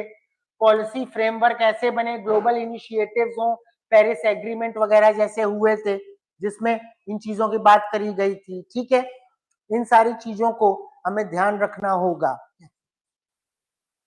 चल रहे हैं, व्यर्थ की चीजें करते हो. Economies can pursue growth while protecting the environment. Alternatives है हमारे पास. Example, contradictory cases, industrialization led growth in many countries, increased emission and global warming. आपको मालूम है जो आप और हम झेल रहे हैं, जो ग्लेशियर्स मेल्ट हो रहे हैं, आप और हम तो चलिए जो कर सकते हैं कर रहे हैं. वाटर ना वेस्ट करो, हम लोग बहुत माइक्रो लेवल पे इम्पैक्ट कर पा रहे हैं. 80% से ये जो पोल्यूशन और ये जो ग्लोबल वार्मिंग और ये सारी चीजें हैं, ये 5, 10 या 20 लोग हैं जिनकी वजह से, जो बहुत बड़े ग्लोबल बिजनेस हाउसेस हैं, टेस्ला, मेजॉन, इन सब की वजह से चीजें हैं। ये छोटे मोटे आपके इफेक्ट की वजह से क्या ही होगा। तो वही बात कही गई, complementary case countries like Denmark and Germany demonstrate how renewable energy adoption leads to sustainable. Denmark क्या कम ग्रोथ कर रहा है, जर्मनी क्या कम ग्रोथ कर रहा है, पर उन्होंने सस्टेनेबल एनर्जी को अडॉप्ट किया है, तो दोनों साथ में हो सकते हैं। चलिए लास्ट है, explain the role of planning in the development process in the context of increasing significance of market economy. Market economy और प्लानिंग, प्लानिंग आपकी क्या है, कमांड इकोनॉमी का पार्ट है। मार्केट इकोनॉमी क्या है, कमांड इकोनॉमी का मतलब होता है जहां पर गवर्नमेंट डिसाइड करती है। Socialist approach, market economy capitalist approach, जहां market forces of demand and supply determine करते हैं। तो जब मार्केट इकोनॉमी का रोल बढ़ रहा है तो फिर प्लानिंग का क्या यूज है, क्या इफेक्ट है, उसकी बात कर रहा है। तो देखिए, planning has historically played a central role in shaping the economic development of nation, particularly in post-colonial economies like India. It ensures optimum allocation of resources, addresses market failures, and balances growth with equity. However, with globalization and liberalization, the market economy has gained prominence, raising the question how planning remains. अब जो ये आजकल का समय चल रहा है, globalisation, privatisation, इसमें मार्केट इकोनॉमी ने ज्यादा रेलेवेंस ऑब्टेन कर लिया है। अब क्या रोल है प्लानिंग का डेवलपमेंट प्रोसेस में, तो भाई रिसोर्स एलोकेशन करना। डेवलपिंग इकोनॉमीज में स्कार्स रिसोर्सेस हैं, तो प्लानिंग बहुत ज्यादा जरूरी हो जाता है कि इन्वेस्टमेंट उन सेक्टर्स में जाए जो प्रायोरिटी है, प्रायोरिटी सेक्टर्स में जाए, like infrastructure, education, health. Market failures को करेक्ट करने में, जो कि कीन्स ने भी कहा था, गवर्नमेंट इन्वॉल्वमेंट होना चाहिए। रीजनल बैलेंस, जैसे हम अपनी कंट्री वगैरह हम देखते हैं, स्टेट्स के बीच में इम्बैलेंस है, जिसको हम हॉरिजॉन्टल इम्बैलेंस बोलते हैं, इसीलिए फाइनेंस कमीशन है। और जो सेंटर और स्टेट के बीच में डिफरेंस है, इसे वर्टिकल इम्बैलेंस, ठीक है। सोशल जस्टिस, अगर मार्केट इकोनॉमी को ही रन करने दिया तो पुअर तो मर जाएगा, कहां फिर बात आ पाएगी सोशल जस्टिस की, उसको प्लानिंग इंश्योर करती है। अब changing role in market economy, अब हम from direct to indicative planning में शिफ्ट हो गए। हम डायरेक्ट कंट्रोल नहीं करती है गवर्नमेंट, बल्कि इंडिकेटिव है, नीचे से चीजें आती फिर ऊपर तक वैसे डिसीजन होते हैं। अब गवर्नमेंट कंट्रोलर नहीं फैसिलिटेटर बन गई है, वो आपको चीजें फैसिलिटेट करवाती, प्रोवाइड करवाती है, प्लेटफॉर्म देती है, ठीक है। Public private partnership model, PPP model बड़े पॉपुलर हैं आजकल तो इंडिया में। रोड्स वगैरह इसी मॉडल में बन रही, गवर्नमेंट टेंडर देती है, प्राइवेट कंपनी उसको बनाती है। रोड की अगर बात करें फिर उसी को लगा दिया जाता है कि टोल टैक्स वो इतने साल तक कलेक्ट करेगा प्राइवेट, तो उसको पैसा मिल जाता है उससे। सस्टेनेबिलिटी एंड ग्लोबल इंटीग्रेशन, ठीक है। अब इसको इंडियन कॉन्टेक्स्ट में आप एक्सप्लेन कर सकते हो। नीति आयोग में हम शिफ्ट हो गए, प्लानिंग कमीशन से सेक्टोरल फोकस कर रहे हैं, ये थी इसकी बात। So guys, that was the discussion of paper 1, analysis of paper 1. I hope you all understood everything. इसी वीक में पेपर 2 का हम लोग एनालिसिस करेंगे, मे बी सैटरडे, ठीक है। Thank you. Paper was relatively very easy, और ऐसे ही आता है पेपर, सारी चीजें क्लास में पढ़ाई गई हैं, आप लोग के नोट्स में है, वही चीजें पूछी गई। I hope you did well in the paper and you understood the paper. People who haven't given the paper, who are just studying now, तो सारी चीजें समझ में आई होंगी। Thank you, take care, bye bye.